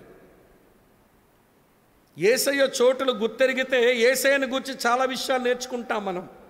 ఇలా జ్ఞాపకం చేస్తాను వినండి. తొట్టులో ఉన్నాడు కదండి. ఎక్కడున్నాడు ఆయన? తొట్టులో పడుకున్నాడు. అది ఆయన చోటు. ఆ చోటును గుర్తెరిగితే మనకి ఏమర్థం అవుద్దంటే, ఆకాశము నా సింహాసనం, ఈ భూమి నా పాదపీఠమని చెప్పిన అంత పెద్ద దేవుడు చిన్నవాడైపోయాడు అనేది మనకు తెలిస్తే క్రైస్తవ్యంలో మన పెద్దాలం అవ్వడానికి ప్రయత్నం చేయకూడదు, మన చిన్నలం అవ్వడానికి ప్రయత్నం చేయాలి. ట్రూ క్రిస్టియన్స్ ఎప్పుడు చిన్నగా ఉండడానికి ఇష్టపడతారు. వల్నరబిలిటీ ఉంటుంది. చిన్నవాళ్ళం అయిపోదామని ఉండాలి, మేము పెద్దోళ్ళం అయిపోదామని ఉందంటే నువ్వు ఏరో కేసును నువ్వు చూసావన్నమాట. తొట్టులో పడుకున్న యేసును చూస్తే ఆయన చిన్నైపోయాడు. ఇంగ్లీష్లో మంచి పాట ఉంటుంది, మేరీ డిడ్ యు నో, ఓ మరియా నీకు తెలుసా నీ పొట్టలో ఎవరిని మోసావో? సృష్టికర్త ఆయన, నేల మీద నడిచేవాడు ఆయన, చచ్చిన వాడిని లేపేవాడు ఆయన, అంత పెద్ద దేవుడు నీ పొట్టలో చిన్న పిండమైపోయాడు. వింటున్నారా మీరంతా? అమ్మ అర్థమవుతున్నదా? సృష్టికర్త అయిన దేవుడు ఆయన చాలా పెద్ద ఆయన. ఆయన చేసిన సృష్టిలో చాలా సూర్య కుటుంబాలు ఉన్నాయి. అందులో మనమున్న సూర్య కుటుంబంలో వినండి, భూమి ఒక చిన్న గోళం. ఈ భూమిలో వింటున్నారా, పాలస్తీనా దేశం ఒక చిన్నది, ఇస్రాయల్ దేశం చిన్నది. ఆ ఇస్రాయల్ దేశంలో వింటున్నారా మీరంతా, ఏమండి ఆ నజరేతు నుంచి బెత్లెహేముకి వెళ్ళే దారి మరీ చిన్న దారి. ఆ చిన్న దారి మీద ఒక చిన్న గాడిద పిల్ల, ఆ గాడిద పిల్ల మీద ఏమో కన్యక అయిన మరియకు వచ్చింది. ఆ కన్యక మరియ పొట్టలో చిన్న పసికొంద అయిపోయాడు ఆయన. ఆ తొట్టు దగ్గరకు వచ్చి చూస్తే అంత పెద్ద దేవుడు ఎంత చిన్న అయిపోయాడో తెలిస్తే క్రైస్తవ్యంలో నేను ఎలాగ చిన్నగా మారగలను? రోజు రోజుకి చిన్నాడిని అవ్వాలి, రోజు రోజుకి చిన్నాడిని అవ్వాలి, నేను చాలా ఏమండి చిన్నవాడు అయిపోవాలని బాప్తిస్మ ఇచ్చే యోహాను మెంటాలిటీ వస్తుంది. బాప్తిస్మ ఇచ్చే యోహాను మెంటాలిటీ తెలుసా? యోహాను 3:30లో రాసి ఉంటుంది, ఆయన హెచ్చవలసి ఉన్నది, కానీ మనం ఉల్టా చేశాం, ఆయన తగ్గవలసి ఉన్నది. చెప్పరేమమ్మా, నేను హెచ్చవలసి ఉన్నది. క్రిస్టియానిటీలో ఏమండి చాలామంది తమ్ము తాము హెచ్చించుకునే వాళ్ళు, నా వలన నేను ఏమండి ఇతగాడు ఏదో స్వస్థపరిచినట్టు నా వలన స్వస్థత పొందింది అంటాడు. ఈవిడ గారు కూడా అలాగే మైక్ తీసుకుని వచ్చి అయ్యగారు ప్రార్థన చేయిస్తూ ఉండగానే ఒక పావురం వచ్చి నెత్తి మీద తన్నిపోయిందట, తలనొప్పోయిందంట. నీకు నెత్తి మీద తనడం కాదు, నేలలో పాతేయాలి నేను. అసలు ఆ సాక్ష్యం ఏంటో అర్థం కాదు, ఈ చెప్పించుకోవడం ఏంటో అర్థం కాదు. ఈ చెప్పించుకుని ఆకలి ఉందంటే అర్థం ఏంటన్నమాట, నువ్వు గొప్ప అవ్వాలనుకుంటున్నావు, ఇక్కడ చిన్నవ్వాలనుకున్న మనస్తత్వం నీకు లేదు. తొట్టులో పడుకున్న ఆయన చూసామనుకోండి, ఏమండి ఆయన చిన్న అయిపోయాడు, చిన్నవడం వస్తుంది. ఆయన ధోనిలో పడుకున్నాడు, అది గుర్తించామనుకోండి. ధోనిలో పడుకున్నప్పుడు అలసిపోయి నిద్రించాడు. ఆయన మనిషి, ఆయన హ్యుమానిటీ మనకు అర్థమవుతుంది. ఆయన శరీరంతో ఉండి కూడా మన వలె అన్ని విషయాలు శోధించబడిన పాపం లేనివాడుగా ఉన్నాడు. హెబ్రీ 4:15 ప్రకారం అది అర్థం చేసుకుంటే ఏమంటే తలగడ మీద తల పెట్టుకొని ధోనిలో పడుకొని యేసును గుర్తెరిగితే శరీరంతో ఉన్న శోధన జయించాలనే విషయం నేర్చుకోవాలి. అటు తర్వాత ఆయన గెత్సెమనే తోటలోకి వచ్చాడు. అక్కడుండి ఆయన చూస్తే తండ్రి చిత్తం చేయడానికి తను అప్పగించుకున్న యేసును మనం చూస్తాం. అటు తర్వాత వింటున్నారు ప్రియులారా, సమాధి దగ్గరకు వచ్చి చూస్తే అక్కడున్న యేసు పాపం మీద మరణం మీద విజయం పొందిన యేసును చూస్తాం. యేసును గుర్తించు, నీ పరలోకపు యేసును రికగ్నైజ్ చేయి. ఎక్కడున్నాడు ఆయన? ఆ యేసును గుర్తించడం రాకపోతే మళ్ళీ రావలసిన మార్పులు మనకి రావు. సరిగ్గా ఎక్కువ చెప్పలేను. ఎవడి తొట్టులో ఉన్న యేసును చూస్తే చిన్నబడం వస్తుంది. అమ్మ వింటున్నారా? ఏమంటే ధోనిలో పడుకున్న యేసును చూస్తే శరీరంతో ఉన్న శోధన జయించడం కొరకు ప్రోత్సహించబడతాము. గెత్సెమనే తోటలో ఉన్న యేసును చూస్తే మనం దేవునికి లోబడ్డం నేర్చుకుంటాము. సమాధి దగ్గర ఉన్న యేసు ప్రభుని మనం చూస్తే పాపం మరణం మీద వచ్చిన జయమును పొంది ఆ జయములోంచి అత్యధిక విజయానికి మనం ప్రయాణం చేస్తాం. సరే, అది ఏసే చోటు, అది పరలోక పోయే చోటు. మరి నీ చోటు ఏంటి చెప్పండి? రూత్ ఏ చోటు ఎంచుకుంది? ఏ చోటు మీద తలకాయ పెట్టుకోమంది అత్తమ్మ? ఆయన పాదముల దగ్గర నీ తలపెట్టు. మూడు విషయాలు వినండి. నీ పరలోక బోయస్ యొక్క పాదాల మీద తలకాయ పెట్టడం అంటే మూడు మీనింగ్స్ అండి. ఫస్ట్ మీనింగ్ ఏంటంటే డెడికేషన్, నిన్ను సమర్పించుకోవడానికి సాదృశ్యం. డెడికేషన్. రోమపత్రిక 12వ అధ్యాయం 2వ వచనం ప్రకారం మనం సమర్పించుకోవడమే, ఆయన పాదాల మీద పడ్డాం. ఇది రావాలి క్రైస్తవ సంఘానికి. నెంబర్ 2, రెండవ సంగతి ఏమంటే ఆయన పాదాల దగ్గర కూర్చోవడం అనేది ఇల్యూమినేషన్. లూకాసు సువార్త 10:39లో మరియ ఆయన పాదాల దగ్గర కూర్చొని ఆమె మనోనేత్రాలు వెలిగించబడిన స్థాయికి వచ్చింది. ఆమె ఉత్తమమైన దాన్ని ఏర్పాటు చేసుకుంది అని అన్నాడు. ఒకటేమో డెడికేషన్, మరొకటేమో ఆత్మీయ ప్రకాశత, ఇల్యూమినేషన్. ఈరోజు ఉదయం మనం వర్షిప్ మెసేజ్లో విన్నాం. ప్రకటన 1:17లో అపోస్తలుడు యోహాను ఎక్కడున్నాడు? అమ్మ ఆయన పాదముల దగ్గర. ఇదేంటో ఎడోరేషన్, ఆరాధన కొరకు ఆయన పాదాల దగ్గర కూర్చోవాలి. అమ్మ వింటున్నారా? వినండి, ఆయన పాదాలే మనకు శరణం. నీ పాద సన్నిధికి కృపామయ యేసయ్య వస్తుంది. ఈ పాట తెలిసే ఉంటుందిగా మీకు. ఏమండి, నీ పాద సన్నిధికి కృపామయ యేసయ్య నీ దగ్గరికి వస్తున్నా, నన్ను సమర్పించుకుంటున్నా, నీవిచ్చే ఆత్మీయ ప్రకాశతను పొందుతా, నేను హృదయపూర్వకంగా ఆరాధిస్తానని ఆయన పాదాల దగ్గర మనం బ్రతుకుదాం. ఆ కళ్ళం దగ్గర బ్రతుకు మనకు అదే, ప్రభు దగ్గర మన జీవితం అదే అర్థం చేసుకుని దాని భూమి మీద సాధన చేద్దాం. మెట్టుకు మనం నిరీక్షణ కలిగి బతుకుదాం. ఏంటమ్మా ఏమి నిరీక్షణ చెప్పాను? గుర్తున్న 5 మాటలు, 5 మాటలు కలిపి ఒక మాటలో పెట్టాను. చెప్పండి. శుభప్రదమైన నిరీక్షణ, బ్లెస్సెడ్ హోప్ అన్నాం. ఎందుకు అది బ్లెస్సెడ్ హోప్ అయిందనంటే అది పవిత్రపరిచే నిరీక్షణ. చెప్పండి. రెండో మాట ఏం చెప్పాను? అది ప్రోత్సాహపరిచే నిరీక్షణ, అది సవాలు చేసే నిరీక్షణ. చెప్పండి. తర్వాత ఏంటమ్మా చెప్పాను? అది సమైక్యపరిచే నిరీక్షణ, అది ఆదరించే నిరీక్షణ. మనం నిరీక్షణ జనులం, పీపుల్ ఆఫ్ హోప్. మనం నిరీక్షణ గల జనులం, నిరీక్షణ లేని వారం కాదు. ఆ నిరీక్షణ కలిగి బతికితే ఏమంటే మంచి భవిష్యత్తులో. నిరీక్షణ అంటే ఏమి కాదండి. హోప్కి మీనింగ్ ఏంటనంటే faith in the future, that is hope. అంతే. హోప్ అంటారే క్రైస్తవులు. ఏంట్రా బాబు హోప్ అంటే? Faith in the future, that is hope. అంతే. భవిష్యత్తు మీద విశ్వాసం ఉండి బతకడమే నిరీక్షణ. అర్థమవుతుందా?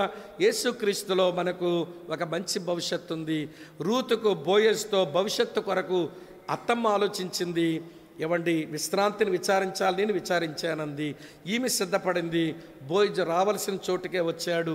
తర్వాత విమోచించాడు. తర్వాత పెళ్ళయింది. తర్వాత ఒక బిడ్డ పుట్టాడు. ఆ బిడ్డ దావీదుకు అమ్మ వింటున్న తాత అయినాడు. మొత్తానికి దావీదు చరిత్ర రూతు గ్రంథంతోనే మళ్ళీ మొదలైపోయింది. మెట్టుకు నేను చెప్పగోరే విషయం ఏంటో తెలుసా? రండి. పురములో కళ్యాణం జరగాలనంటే కళ్ళములో కనిపెట్టడం రావాలి. కళ్ళములో కనిపెట్టడం రావాలంటే పొలములో పనిచేయడం రావాలి. పొలములో పనిచేయడం రావాలంటే రోడ్డు మీద ఏడవడం రావాలి. మార్గంలో ఏడ్చిన ఆమె అందులో అందులో చాలా రిపెంటెన్స్ ఉంటుంది, డెసిషన్ మేకింగ్స్ జరుగుతాయి ఆ కన్యలలో. అక్కడ నుంచి పొలంలోకి వచ్చి కష్టపడాలి, పొలంలోంచి అక్కడి నుంచి కళ్ళంలోకి వచ్చి కనిపెట్టాలి, తర్వాత పురములోనేమో కళ్యాణం అవుతుంది ప్రభుతో. మనమంతా గొర్రెపిల్ల వివాహ మహోత్సవం కొరకు ఎదురు చూస్తున్నాము. ఆ గొర్రెపిల్ల యొక్క వధువు సంఘంగా మనం సిద్ధపడే క్రమంలో వినండి, సంకల్పాలు కలిగి ఉందాం, సిద్ధపాటు కలిగి ఉందాం, సరైన స్థలానికే చేరదాం, సరైన స్థలంలోనే మా తలలు పెట్టుకుని బ్రతుకుదాం. అట్టి కృప దేవుడు ఇవ్వాలని ప్రార్థన చేద్దాం. తల వంచండి, కళ్ళు మూసుకోండి. ఈ పాట వస్తే తమ్ముడాలు పాడతారు, ఒక 2 చరణాలైనా మోకరించండి.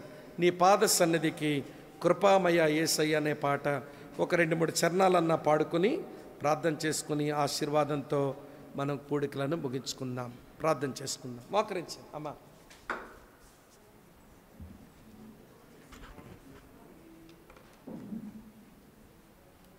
అట్లాగే మోకరించి ప్రార్థనలో మన జీవితాలు సమర్పించుకుందాం. నీ పాద సన్నిధికి కృపామయ యేసయ్య, నీ ప్రేమ కనుగొనొచ్చు దేవా నే వచ్చితిని.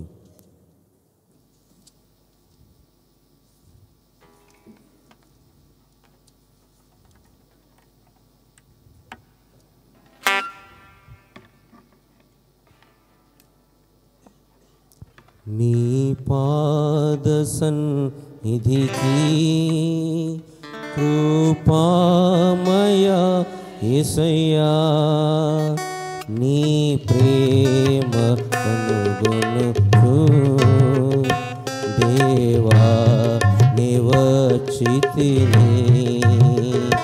నీ ప్రేమ కనుగొనుచు దేవా నే వచ్చితిని. విశ్రాంతి ఇచ్చెడు దేవా, శ్రమలెల్ల తీర్చుమయా. విశ్రాంతి ఇచ్చెడు దేవా, శ్రమలెల్ల తీర్చుమయా. సిలువాయనా ఆశ్రయము, హాయిగా నచ్చందెదను. సిలువాయనా ఆశ్రయము, హాయిగా నచ్చందెదను. నీ పాద నిధికి కృపామయ యేసయ్యా, నీ ప్రేమ కనుగొనుచు దేవా నే వచ్చితిని. నీ ప్రేమ కనుగొనుచు దేవా నే వచ్చితిని. నరమాతృడవు నీవు కావు, మొరనాలకించుము. నరమాతృడవు నీవు కావు, మొరనాలకించుము. మనసార ప్రార్థించుచు యేసుని దరి చేరెదను. మనసార ప్రార్థించుచు యేసుని దరి చేరుదును. నీ పాద సన్నిధికి కృపామయ యేసయ్యా, నీ ప్రేమ కనుగొనుచు దేవా నే వచ్చితిని. నీ ప్రేమ కనుగొనుచు దేవా చితిని. నన్ను చేయి విడువకు నాథా, నిందలెన్నో పొందినను. నన్ను చేయి విడువకు నాథా, నిందలెన్నో పొందినను. సహించెదనంతా నీ బలము నాకిమ్ము నీకై సహించెదనంతా నీ బలము నాకిమ్ము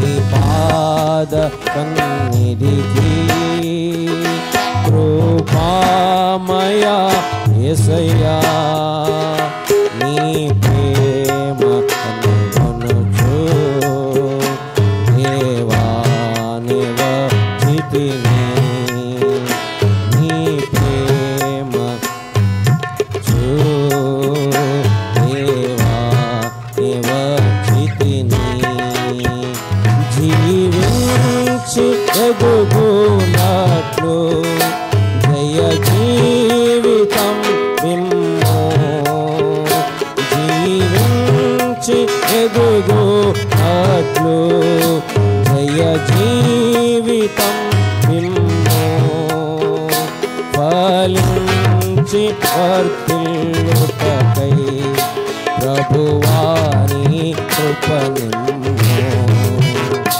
ఫలించి వర్ధిల్లుటకై ప్రభువా నీ కృపనిమ్మో నీ పాద సన్నిధికి కృపామయా యేసయ్యా నీ ప్రేమ అనుగొనుచు దేవా నివచితిని నీ ప్రేమ అనుగొనుచు దేవా చితిని. ప్రేమ కలిగిన మా ప్రియ పరలోకపు తండ్రి, ఈ రాత్రికాల సమయంలో మరొకసారి మా పరమ భోజు కొరకు మేము సిద్ధపడటానికి మీరు మా గమనానికి తీసుకొచ్చిన లేఖన భాగములను బట్టి వందనాలు, స్తోత్రాలు.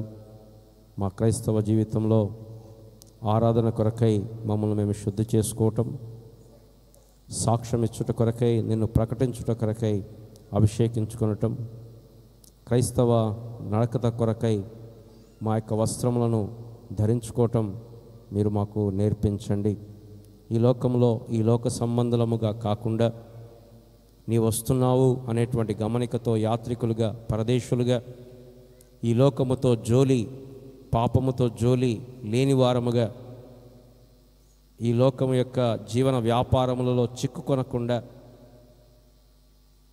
దేనికి దేవుడు శిల్పియో నిర్మాణకుడో పునాదులు గల ఆ పట్టణము కొరకు ఎదురు చూడటానికి మరి శ్రేష్టమైన దేశమును